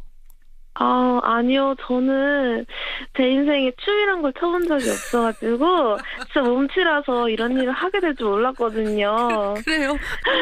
진짜 춤을 못 추는데 갑자기 춤을 추라고 하셔서 너무 처음에 당황을 했는데 네, 그래도 되게 큰 무대에서 큰일을 한 것 같아서 뿌듯합니다. 아니, 처음에 그 댄스 쪽으로 좀 해보시겠어요? 했을 때 그러면 거절하시지 어떻게 그냥 또 하게 되셨어요? 아무도 거절하는 사람이 없어가지고 그냥 이렇게 다 같이 하자라는 마음으로 열심히 했어요. 그렇게 해서 아무도 거절하는 사람이 없는데 나 혼자 저는 잘 이러기도 좀 애매하. 잘하셨어요. 근데 결과적으로는. 감사합니다. 연습은 얼마나 한 겁니까? 연습은 30일부터 거의 근무하는 날마다 저녁 한 8시에 맨날 리허설을 했던 것 같아요. 한 열흘 동안을 한 거네요? 네네네. 많이 추웠을 텐데.